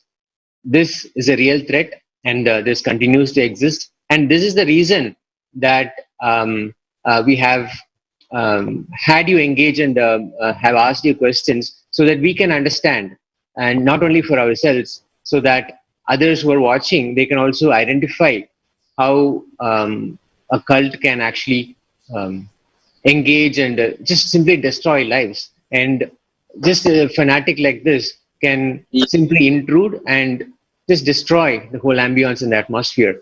Yes, and just like how Tejaswami was telling, thing that I wanted to share in here is that on a general basis, we always feel that it's the other way, like any kind of rape or anything that only comes with subject to men, and where the women are the accused, but are the victims. But it's not just that, but especially when these kind of strong forces that come in, like the cult leader Sarah, like how you can see like a systematic and a complete flow in every single level, right from the time she started towards the time she put him under the voodoo, and after which the food that continued to hold him back in that space, and even when he tried to go out, even at that time getting pulled back to the whole thing, keeping the parents under the same mindset and mind control, controlling all of them, and literally just completely destroying a person's life.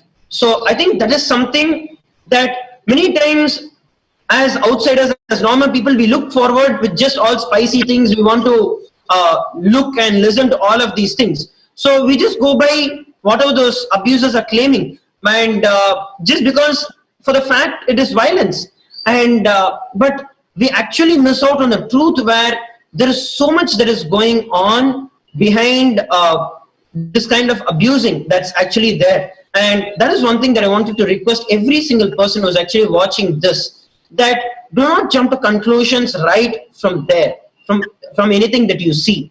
Go to the depths of it, find out what it is. And because at the end of the day, as Swamiji says, that the person who's destroyed, one thing is that the person who's destroying is already destroyed anyway, but the person who is listening is the one who is affected and has lost the Guru Bhakti. And as Luke has always been sharing, that is the worst thing that can ever happen to someone.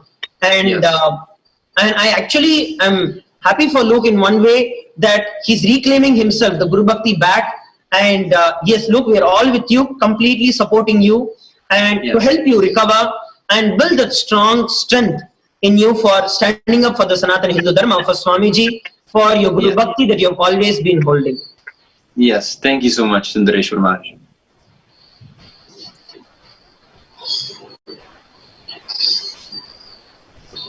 Once again, Luke, really want to thank you. Take this opportunity to thank you and your family also. This Thank is not you. easy to share at all.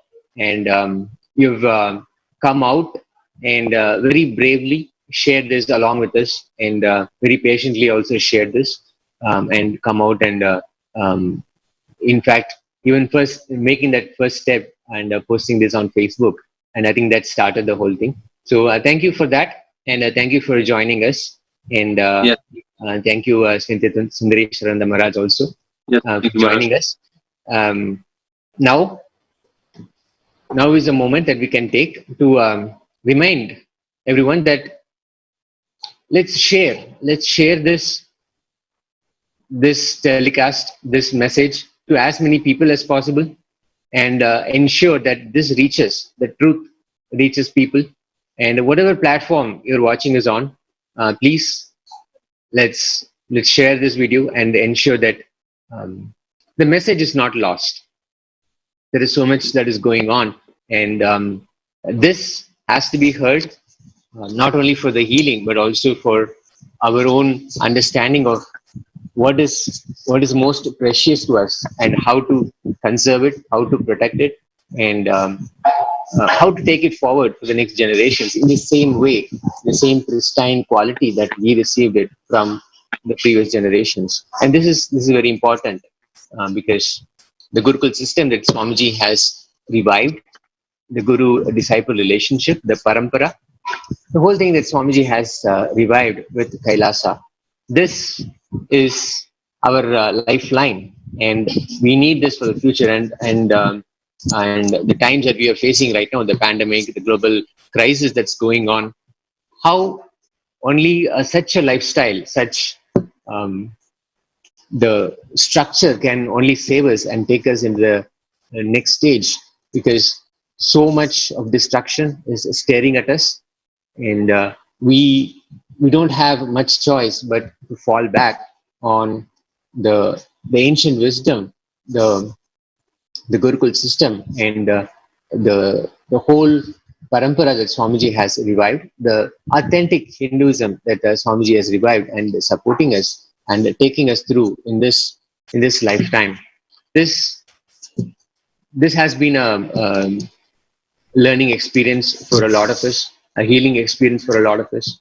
But let's also ensure that this is heard worldwide, and let's ensure that this reaches enough people. As Bhagavan mentioned in the last Guru Purnima message, enrich yourself with enlightenment and enrich the world with enlightenment.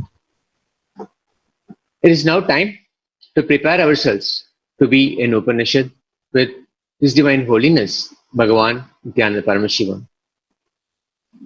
Let us now enter into a conscious decision to be in the space of deep listening with simple integrity with Swamiji, that we are here, open, and we are available to receive the revelations of Paramashiva for Shakti Pada to happen. Let us sit straight, sitting comfortably and closing our eyes. Let us chant the Mahavakya initiated by Swamiji. Om Nithyananda Paramashivo. Om Nithyananda Paramashivoham. Om Nithyananda Paramashivoham. Om Nithyananda Paramashivoham. Om Nithyananda Paramashivoham. Om Nithyananda Paramashivoham. Om Nithyananda Paramashivoham. Om Nithyananda Paramashivoham. Om Nithyananda Paramashivoham. Om Nithyananda.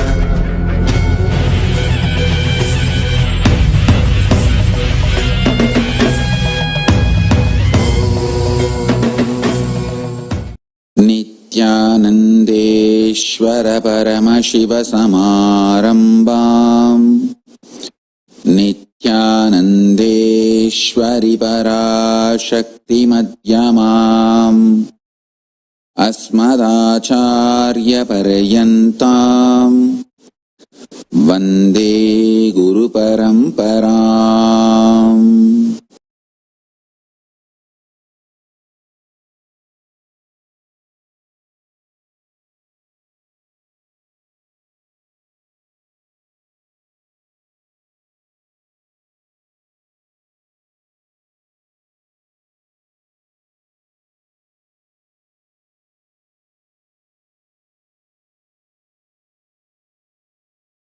I welcome you all with my love and respects.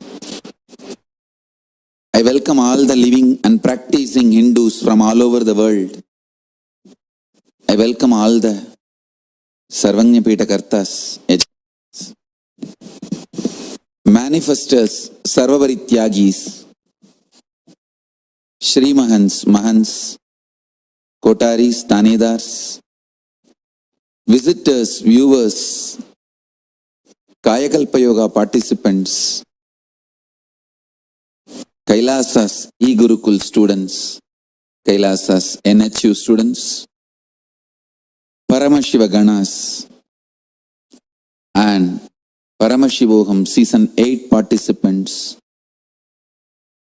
everyone having Nayanadiksha,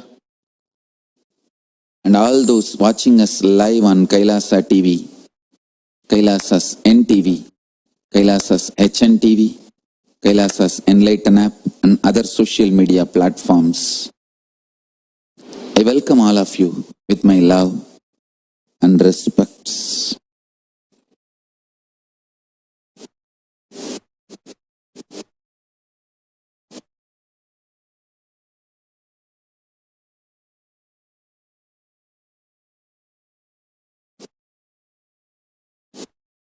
Paramashiva's direct message from Kailasa.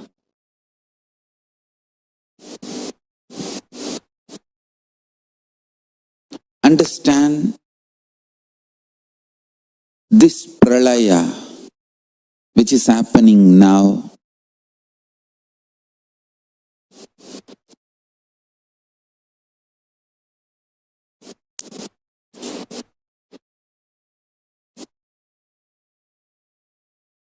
As some good news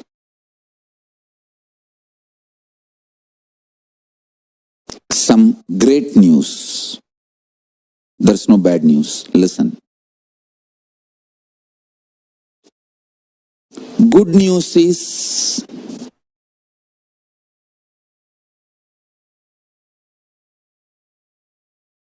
your mental setup, the mind you built,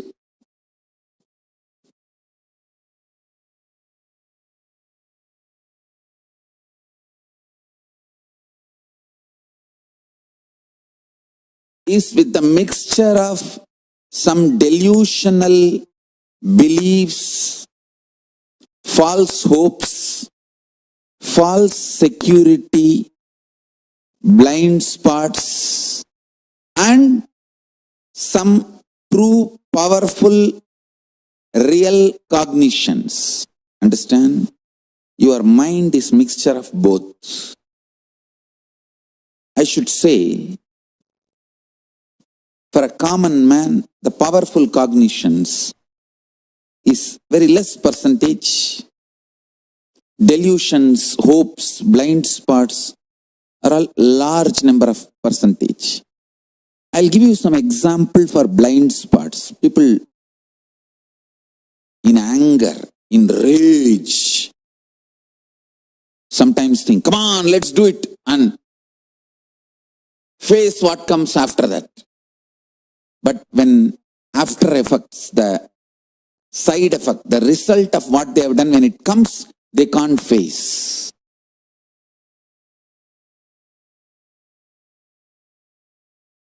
That is what I call blind spot based mental setup. Sometimes people make decisions arrogantly.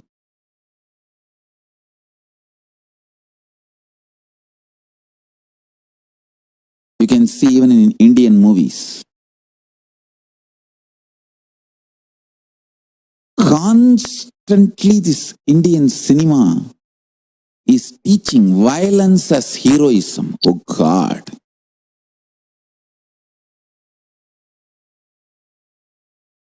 So much violence is not required to run your life.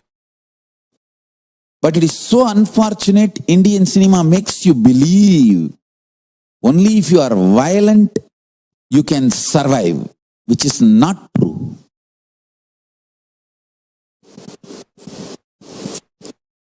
Raising the negativity, friction among the human beings and encashing the cheap emotions, triggering the cheap emotions and making money. Most cheapest business. I've always seen in this Indian cinemas, the hero will tell, come on, kill that fellow, come what may, we will face it later. Actually, after that, when he is arrested and put in jail, he will not be able to face it. This is exactly they are teaching the Indian youth. Indian youth also behaves the same way. Come on, let's do it and face what comes after that. But after that, when it comes, they will not be able to face. The blind spot based thinking.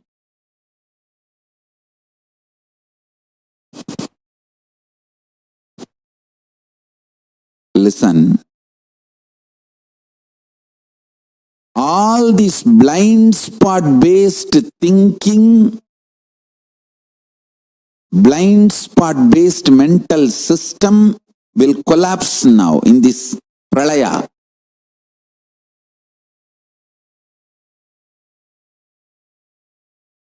Actually, non-violence is the real heroism.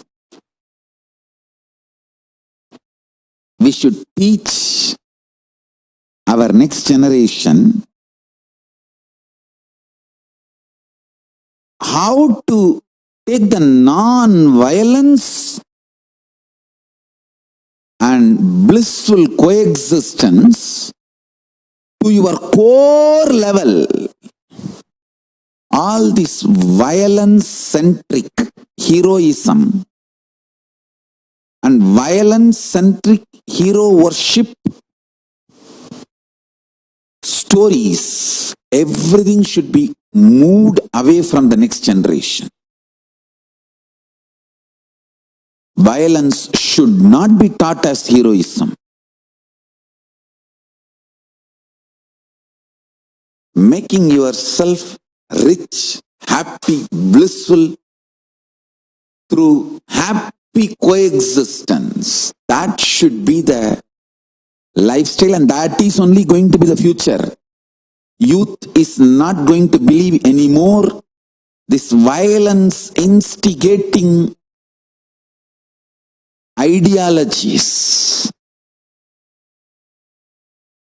It is time human beings become matured. I am telling you, this pralaya is going to teach lesson to all the human beings. Please understand. Really, the meat industry should disappear from planet Earth. Understand?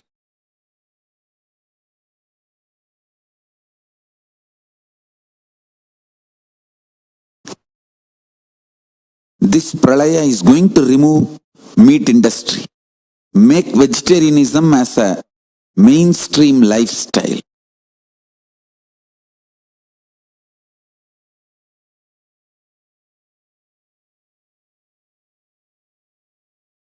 All the blind spot based thinking, delusion based thinking, false idea of security,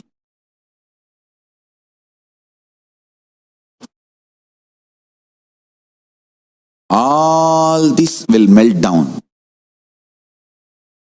All this will melt down.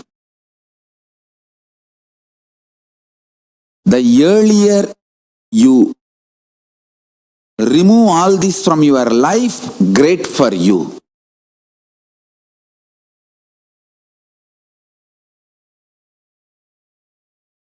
Some of the things I am repeating continuously, and I am going to repeat continuously for next few more days, till it reaches everyone. Because these are first principles to survive this pralaya. First principles to survive this pralaya. Understand?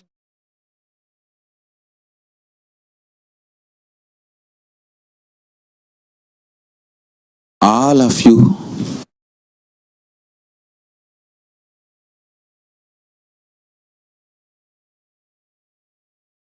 have a great possibility now using this situation, what is happening externally and its impact inside you can be beautifully used, and you can become enlightened.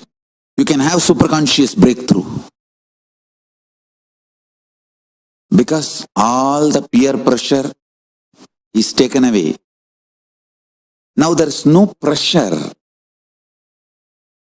no jealousy, no comparison, no peer pressure. Everything is taken away.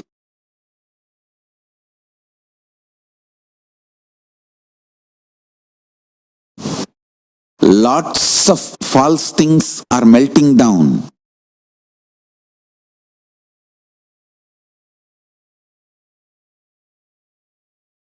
Lots of life negative ideas are collapsing.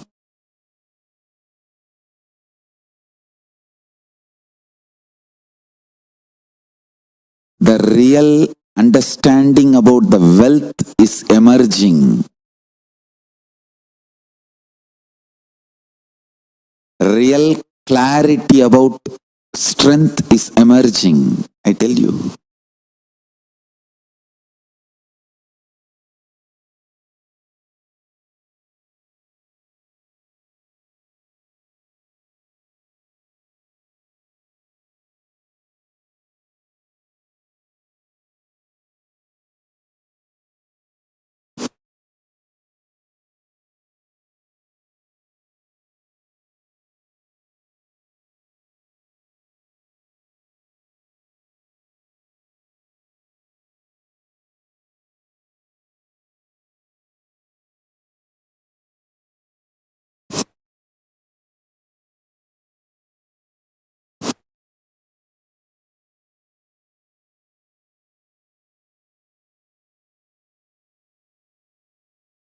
Human beings will understand the need for consciousness-based lifestyle through this pralaya, and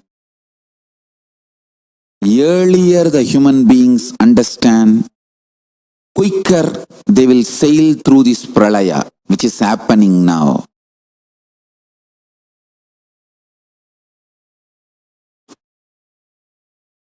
The great deluge.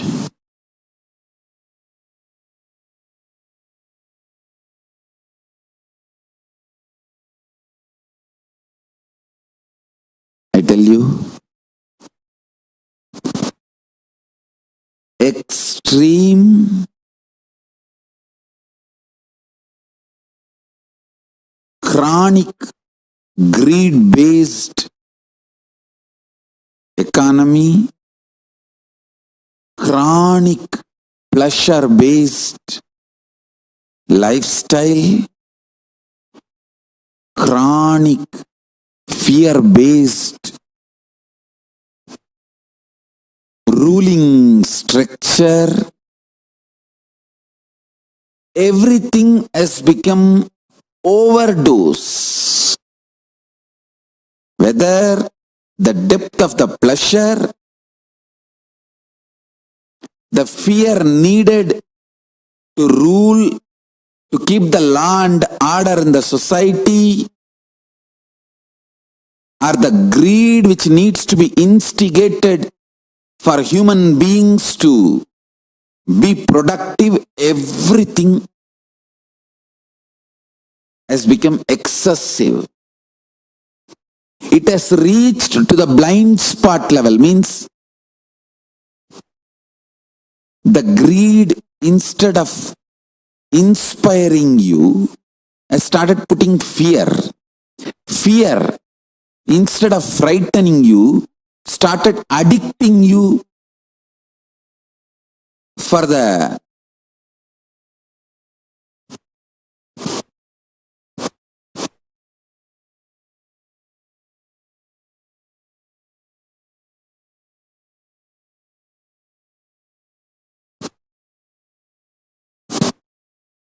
fear.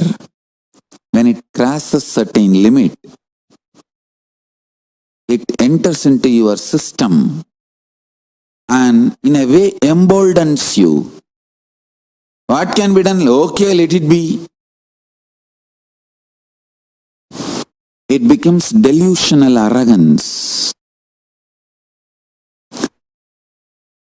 Everything due to its excess is fully messed up.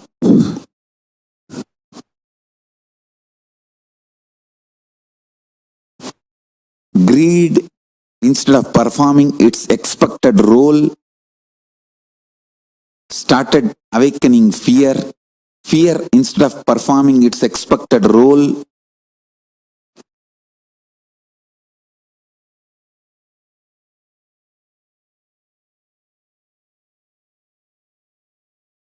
started kindling the delusional arrogance in you. The extreme idea of pleasure, instead of exciting, inspiring you, started draining and addicting. All the ideas of modern day pleasure is like getting drained and collapsing. Till collapsing, you consider that as a pleasure. Whether it's a drug or a sex, pornography or ornography. Ornography means, when I use the word VORNO, ornography, violence pornography. Just like how people are addicted to pornography, there are people addicted to violent scenes, the violence worship. That's what I call ornography. And people who are addicted to this terror, ghost, horror movie, maybe we can call gornography. Pornography, ornography, gornography.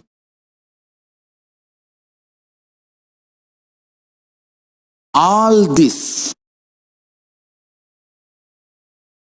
is falsely identified as pleasure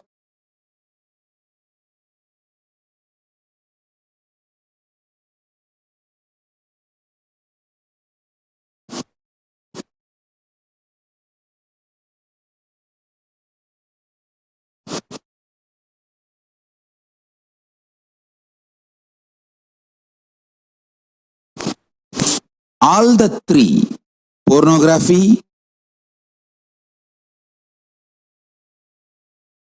extreme violence worship, pornography,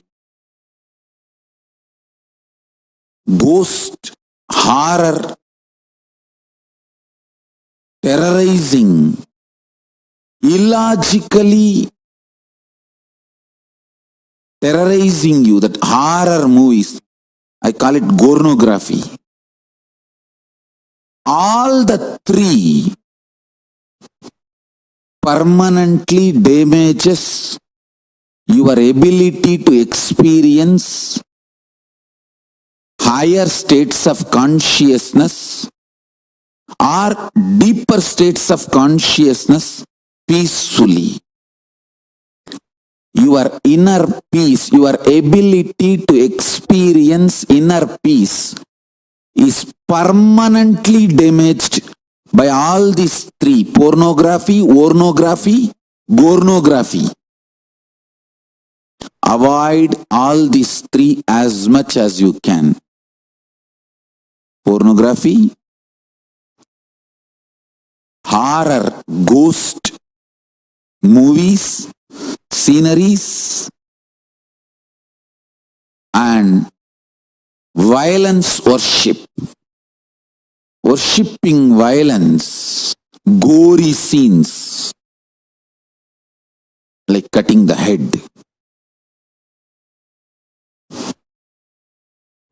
Avoid all the three. All the three permanently damages your ability to have peaceful experience of higher states of consciousness. Listen. Now, the mental setup worshipping all these three will melt down. This pralaya will take away all kinds of illusions and delusions. This pralaya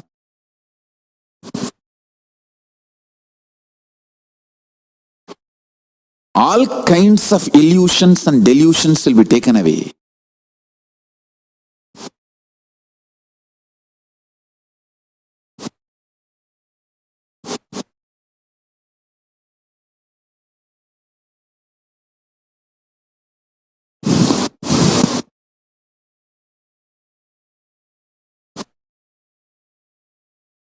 People who are able to be energetic, alive, active, sharply thinking, strategizing, without the peer pressure of jealousy, comparison, they are going to accumulate exorbitant amount of wealth. Understand? All the people who can function, think, work, get excited only by peer pressure, jealousy, comparison are just going to dry and wither out, because all the peer pressure, jealousy, comparison, everything is going to be taken away from life. If your mental setup is such, you can think only with peer pressure, jealousy, comparison, you don't have a future. Your active, excited hours will drastically drop down to 5%. You will be almost in depression, low mood, non-thinking, non-excited, inactive. Whoever is able to excite themselves with powerful cognitions, in tune with the cosmos, you are active just because you feel like enriching the world, supporting the world, contributing to the world. If your mental setup is based on contribution, enriching, spiritual strength and excitement, you are going to be active continuously and you are going to accumulate exorbitant wealth. Because all the wealth of the peer pressure based gang is going to be left. It's going to melt down. The peer pressure based industries will melt down. Contribution based industries will shoot up. I tell you. That is why I am telling, billionaires are going to become bankrupt and startup companies are going to become billion-dollar companies. Because it is all going to be now all about your foundation. Who is going to be energetic, excited, exalted, inspired post-pralaya is all going to matter. Is your mental setup, is your consciousness, is your lifestyle going to keep you up, going post-pralaya, post-corona world?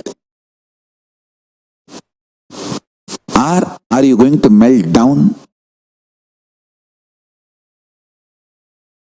collapse in this pralaya? That is all is going to be the deciding. Understand?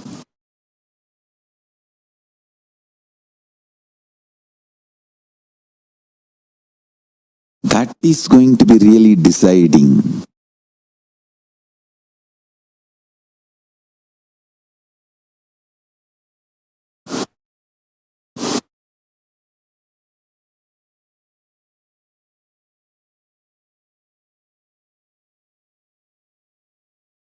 Infuse more and more sattvic energy. Infuse more and more powerful cognitions. Infuse more and more unclutching. Like a parrot, I wanted to repeat this 24 hours. Please learn unclutching. Please practice unclutching. Please learn unclutching. Please practice unclutching. Unclutching will help you to keep yourself mentally healthy. Through unclutching, you can avoid mental breakdown during this pandemic fatigue. Learning unclutching, practicing unclutching, you will have superconscious breakthrough. You can sail through this whole pralaya. I want to repeat all these like 1008 times.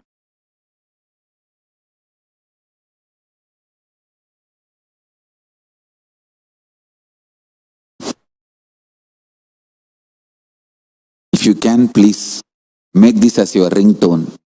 Unclutching will help you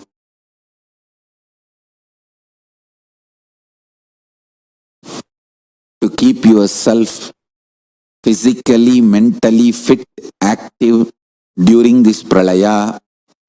Unclutching will give you super conscious breakthrough to survive this pralaya.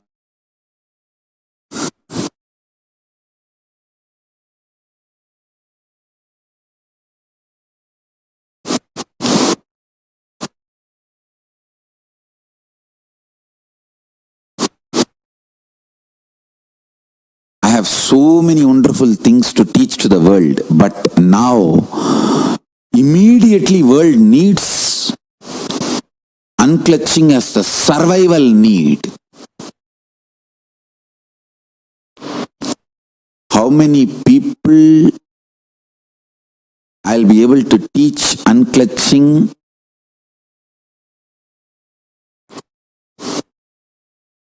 Till December 14th, that many people I'll be able to save from this pralaya. It's not too late. Even now, every individual, we all reach out and teach them how to sit in Nirvikalpa Samadhi unclutched. We can save them. Understand? The most successful people from the delusional fields and industries are going to commit suicide. Because these delusions are melting down, their very identity is melting down. They don't want to live. When their identity is melting down, they feel death is much better than living without their identity. That is why you see so many suicides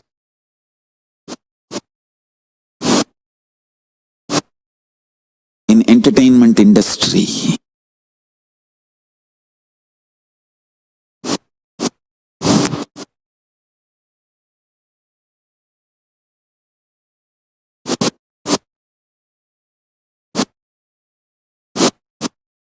In every field.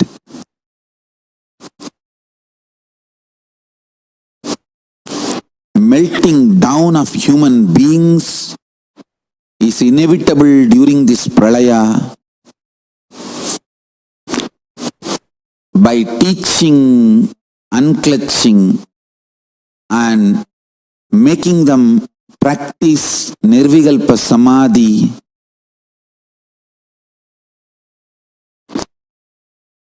we can save individuals without melting down, without collapsing.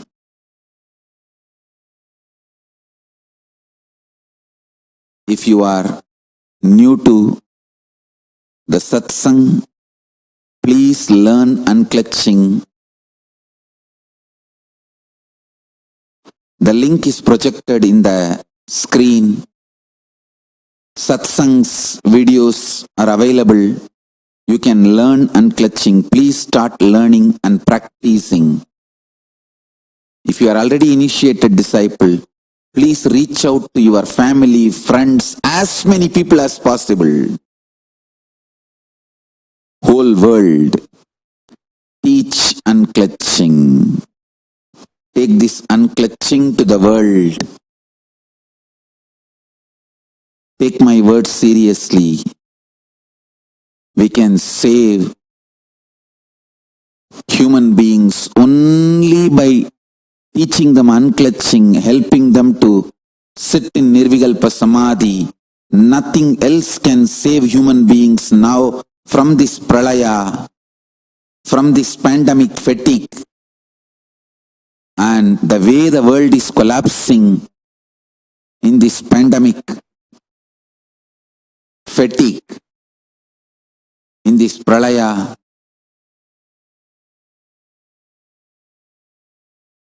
last few days I am intensely working on reaching out to to as many individuals as possible, teach unclutching to save them from this pandemic fatigue and pralaya.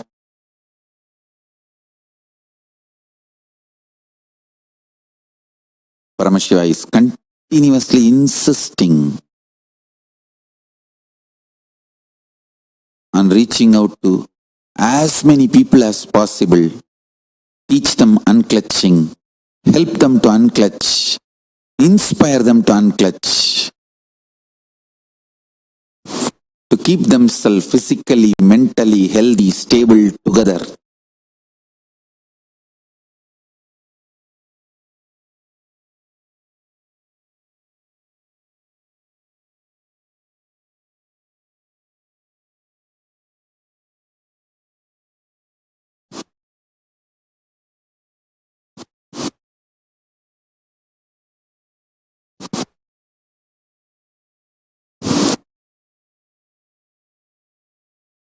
See, this pralaya which is happening is something unique, unheard of. Physically you are not going to die, but socially, economically, morally, mentally, emotionally, whatever you know as you and whatever you know as the world, both are not going to be there. Whatever you know as world is not going to be the same. Because of that, whatever you built as you based on the world you know as the world, because the world you know as the world has melted down, the you know as you will also melt down. Because much of the you know as you is built on the world you know as the world. Because the world you know as the world is melting down, the you know as you will also melt down.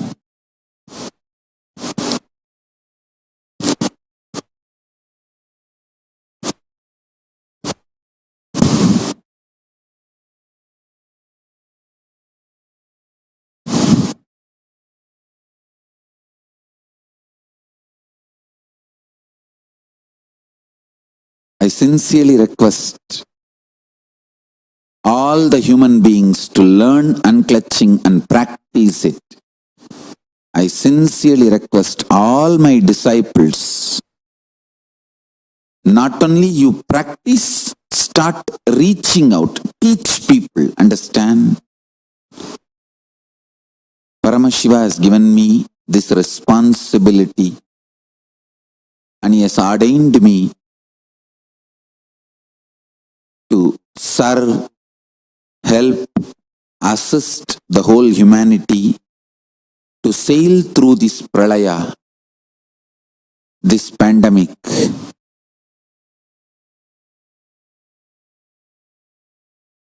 I am doing this work as much as I can as humble service to my gurus, Paramashiva, Guru Parampara.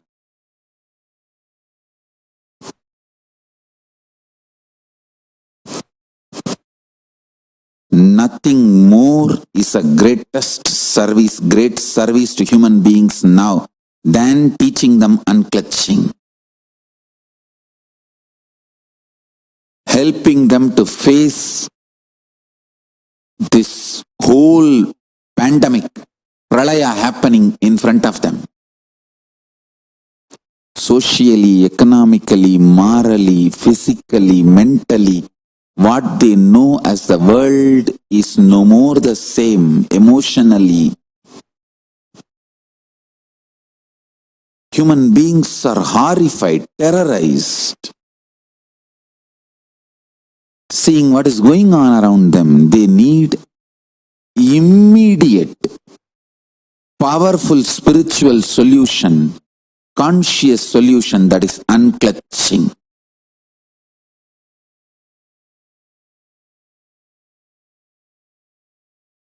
That will absolutely heal everyone inside and outside and help you to settle down with the new evolving reality will help you to sail through this pandemic, this whole pralaya. Pralaya has not reached its peak. It will reach its peak by December 14th.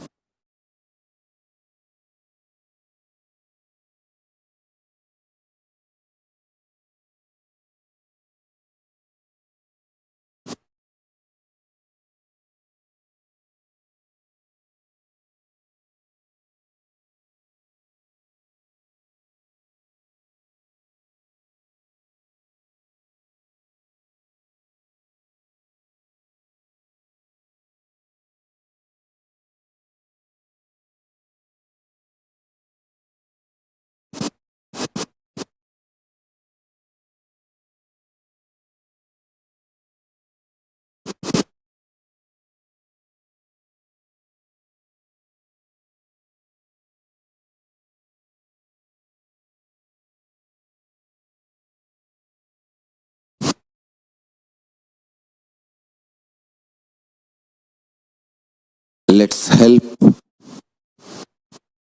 I sincerely request all the Kailasa Vasis, let's help as many people as we can by reaching out and teaching them unclutching,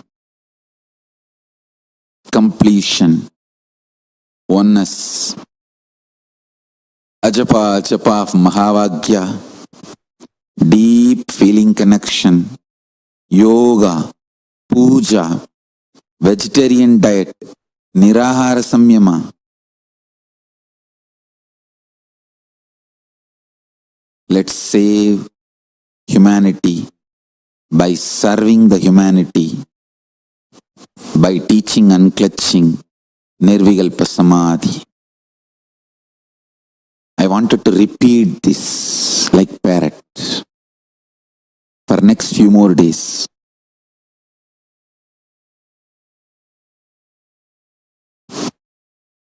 Now itself I am telling you, for next few more days, I am going to repeatedly, see, I have so many new things to share with you all, but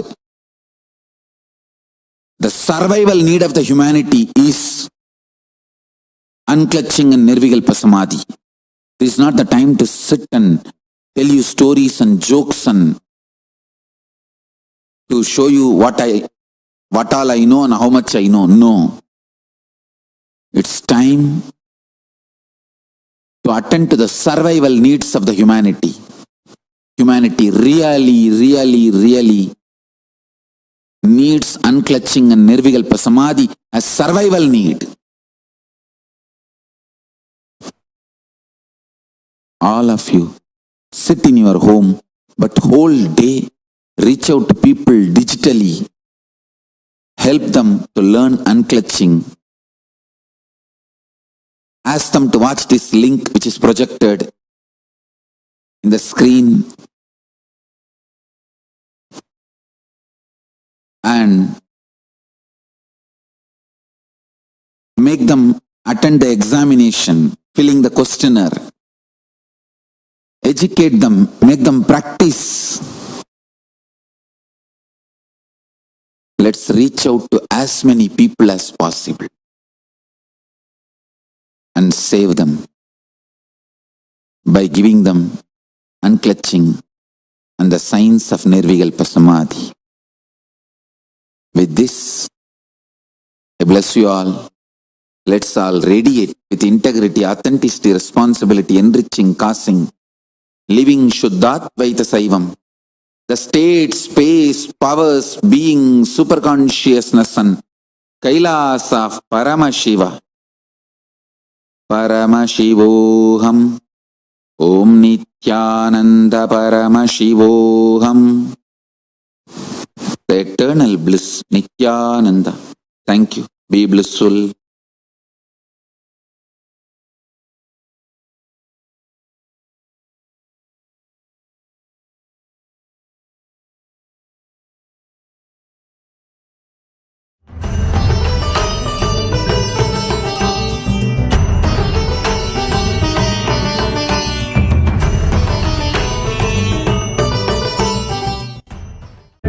whatever you think as your strength, like how much cash you have, how much gold you have, how much money you have in the bank, what all properties you have, your secret passwords, passcodes, your strength secrets, you will tell only to your son or your daughter to whom you are going to give your inheritance.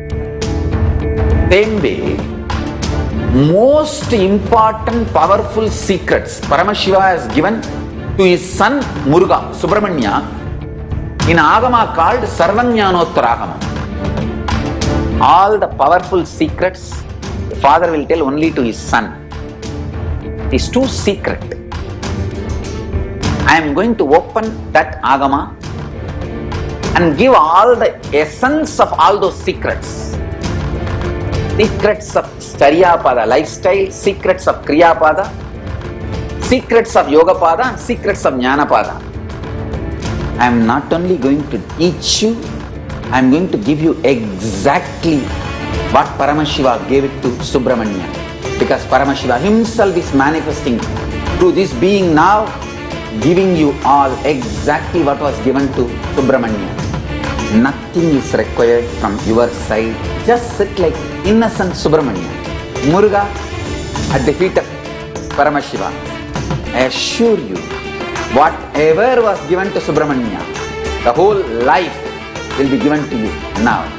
Not just words, teachings, not even just experience, life itself. I am talking to each one of you sitting in your room.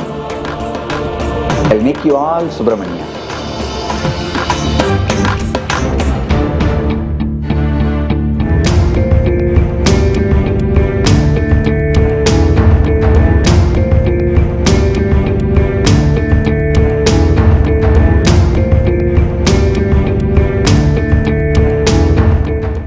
Nithyanandam Swamiji, the Paramashiva is the sound in us.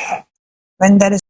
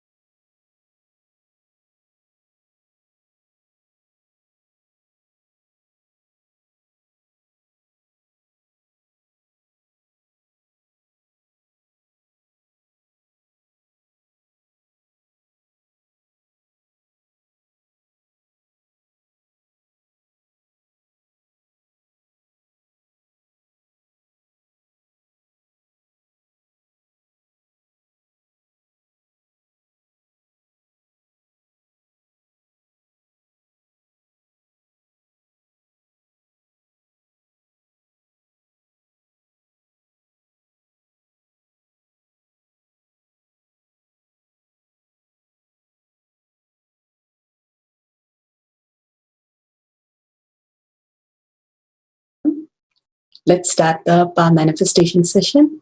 Let's sit straight. Remember Paramashiva in your third eye. And let's start with the Sadguru Vandanam. Nithyanandam Paramasukadam Kevalam Jnanamurtim Dvandvatitam Gagana Sadashim Tattvamasyaadilakshയം Ekam Nityam Vimalamachalam Sarvadi Sakshibhutam Bhavatitam Trigunarahitam Satgurum Tam Namami. Nithyananda, such a beautiful darshan and initiation from Bhagavan every day, and so beautifully he is protecting all of us against the pralaya which is happening. We hardly even understand what's happening, but Bhagavan's protection is so beautiful that we are in only continuous bliss of Bhagavan, that nothing else even touches us. And sharing this with the world and making more and more people experience this as the ultimate space and manifest powers is the greatest gift Bhagavan is asking us to do. That beautiful space that we are sharing with the others, contributing to others' life, is nothing but expanding our own life in the way expanding as Paramashiva. So let's start the power manifestation session now. We'll start with the security measures.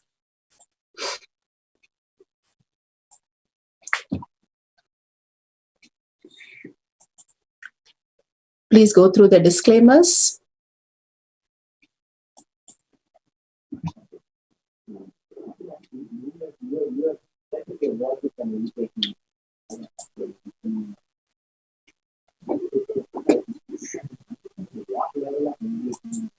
What is power manifestation?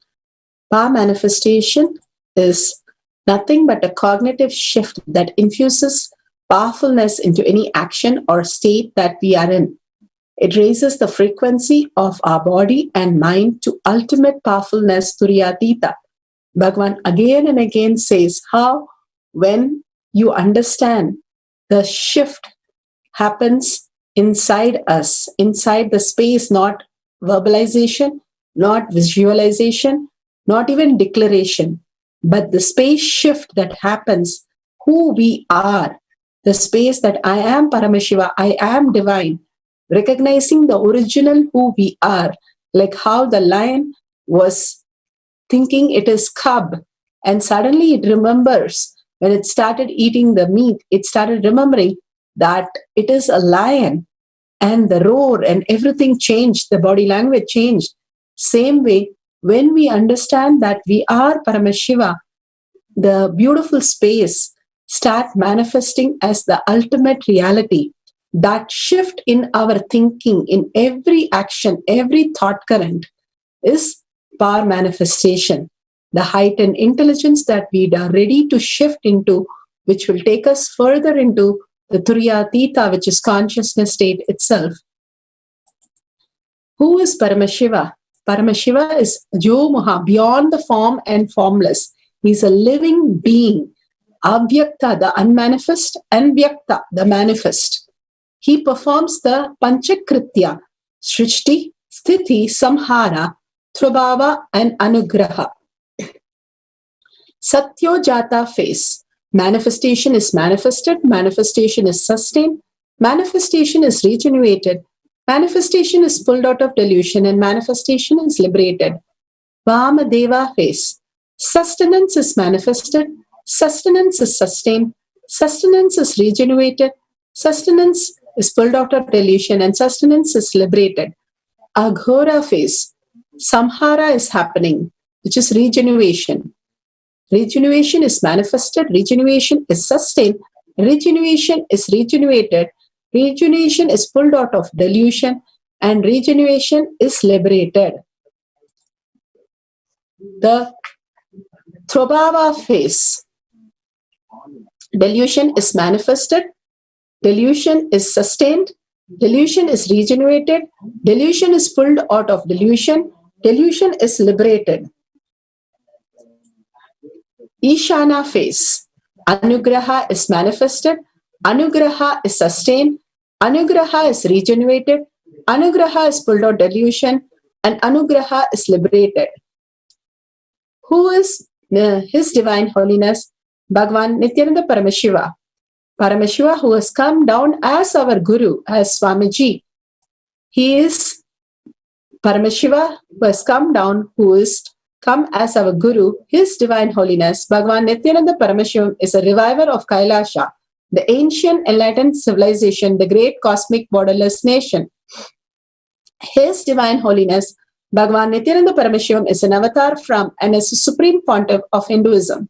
His Divine Holiness Bhagavan Nithyananda Paramashivam has made Science of Power Manifestation Yoga temple-based university for humanity. So Vision Order of Kailasa, led by His Divine Holiness Bhagavan Nithyananda Paramashivam and Nithyananda Order of Monks, Nuns, Hindu diasporas are working for the global peace to give super-conscious breakthrough to humanity.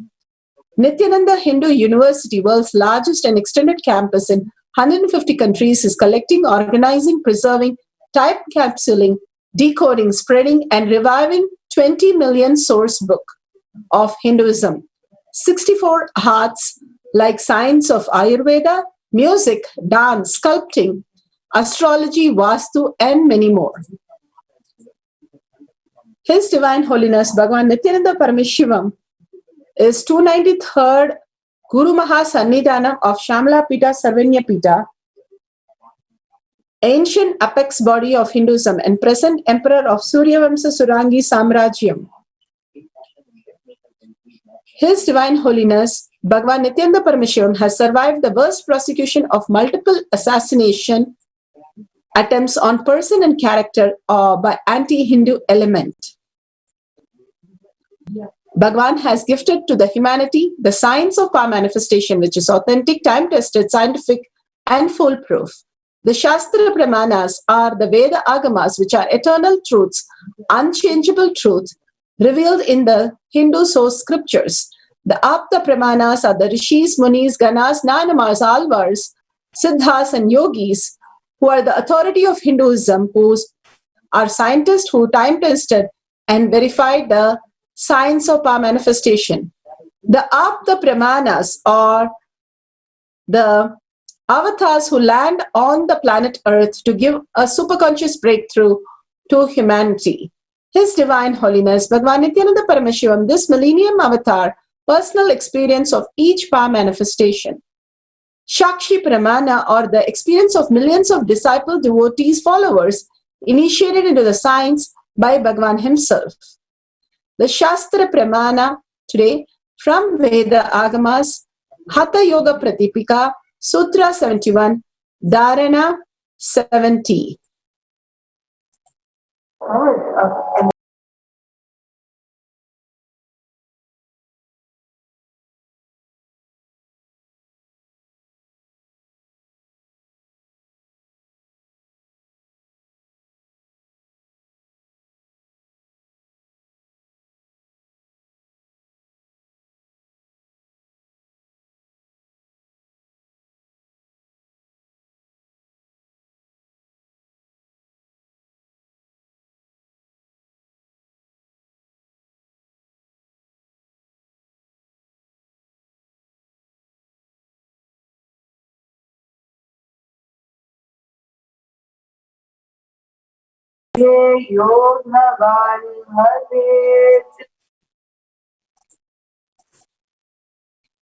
So beautifully, Bhagavan has given that in the Arambha, a yogi's body becomes divine, glowing, healthy, and emit a divine smell.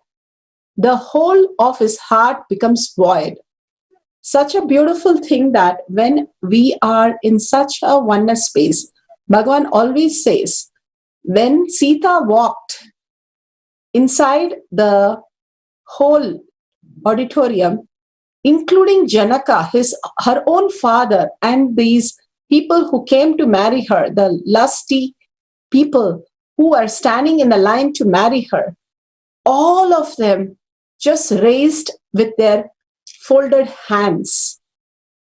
Because of the space that she was holding such a grace, because she was very clear of her higher identity, who she was and what she is here to experience, the higher state of her reality. Again and again, because Janaka is an enlightened king, he was able to make her understand that the purpose of life was not in these outer world objects or illusion or delusion, and raise her to the higher experience of reality as the ultimate goal. When she started living that as her ultimate search and ultimate goal, simply her higher identity start experiencing the grace that she was holding in her. Bhagavan beautifully says how Osho or Ram Surat Kumar or Vibhudananda Puri or his yoga guru, everybody were emitting the grace. The beautiful divine fragrance and grace happens when you are simply void inside in your heart. When your heart is melting in only the space of Paramashiva, your ultimate starts happening. You know how your own self is the way you enjoy the higher reality, the space of aham. Bhagavan beautifully says, when you drop the you are and start loving the you, who is the original of everything, start more and more living in the you than the youer, than the mine, but in the I. Stay aham. Bhagavan beautifully says in a couple of words, again and again, when we are understanding that how we can enjoy the higher reality, who we are is the divine, the ultimate oneness space. If we start enjoying that space, the outer world, which is illusion and delusion, stops making any reactionary assumption or pandemic fatigue in us. The D spot, the delight spot, or the divine spot, or the dopamine spot, whatever in the brain, is not happening due to something outside which is illusionary, which in first place is not there. So trying to catch that, again and again the mind gets failed because there is nothing to catch. And again it increases the dose, and finally goes into such violence and such craziness to fulfill itself, which is not the divine spot or the delight spot, but it is only danger spot. Again and again, humanity is falling into the unknown consciousness zone and getting destroyed. Destroy and death is the only thing which is happening. Bhagavan beautifully says, little unclutching from those and understanding that the same delight spot can be experienced into intense and immense and many folds, many thousand folds, if we understand who we are. The little unclutching and little nirvikalpa samadhi meditation will give us the higher reality, who we are. Bhagavan beautifully gives us a story of Ganesha. Once Kubera wanted to showcase how rich and abundance he is. And he goes to Shiva and says, I want to feed all the Ganas. Please, you also come and take a meal from me. And Shiva simply says, take Ganesha and go, we are very busy. And he gets very frustrated. But because Shiva said, he takes Ganesha, a small boy, and goes and feeds. But to his great surprise, Kubera didn't know that Ganesha could eat anything and everything. He finished, everything was there. Whatever was available, which is cooked, which is not cooked, everything he ate, and he said, I am still hungry. And Kubera understood what his flaw was. He runs to Shiva and says, please help me. Then Shiva brings a handful of flattened rice and then gives to Ganesha, and he simply got fulfilled. The story again and again says, when we are trying to fulfill ourselves with the outer world, the illusionary and delusionary assumptions, it only leads to the delusionary arrogance, the pandemic fatigue, constantly outer world as a reality, and that is the only thing that I have, will lead to only solidifying into more and more confusion and chaos. And loving the depression and chaos will lead only to the death. Again, knowing all the signs and falling into that doesn't make any sense. Raising ourselves to the higher reality, Bhagavan has given the Paramashiva Gana program to break the boredom and tiredness. Again and again, by breaking the boredom and tiredness and realizing our aham, the space where I love myself, the higher reality of me, I am Paramashiva, Bhagavan himself awaken and manifest as Shakti. The more and more Bhagavan possesses us, the more and more we are going to enjoy the ultimate space of Bhagavan in us. And finally, merging into him as in oneness. Such a beautiful sutra that Bhagavan has given. The Apta Pramana, such a great Nayanamar, Kunglikalaya Nayanamar, which Bhagavan himself has spoken. He used to take the incense to the temple after every puja, morning, evening, night, every day. And he loved taking the incense and going around the temple. And the beautiful in the Chola kingdom, it was located in the south of river Kaveri. But he was becoming more and more poor because there was no earning in the house. And he spent all his money and wealth on this incense. And one day his wife gave her the Mangalya and all the last penny that she had for buying some food so that she can survive and the kids. So Kunglikalaya, he takes the money and goes. In the middle, he sees the person who's selling the incense stick. He gets more joyed that he can buy the incense and simply goes and buys the incense and goes to the temple, forgetting his wife and family and everything, but enjoying his only the space of doing the seva for Sadashiva. So he goes to the temple and does the seva of Kunglikalaya. He was putting the incense stick and going around the temple and finally fell asleep in the temple. And Paramashiva, seeing his devotion, simply goes to his house and fills with all the abundance and food and everything that is required for the house and wakes him up and says, "Go home and eat. You must be tired." And so beautifully, he goes home to see that everything is available.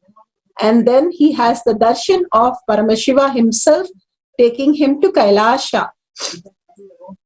The Atma Pramana, Bhagavan's darshan. Bhagavan has given darshan for millions of disciple, devotees, followers, and everybody who came near had clearly had the experience of the divine fragrance of the jasmine smell, the sandalwood smell, and the divine fragrance for many was a great experience.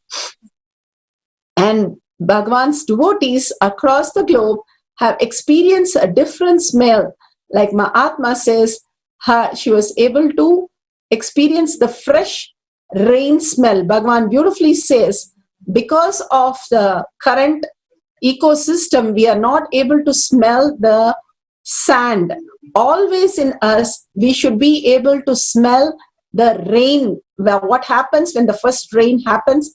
That smell is always there in the ground.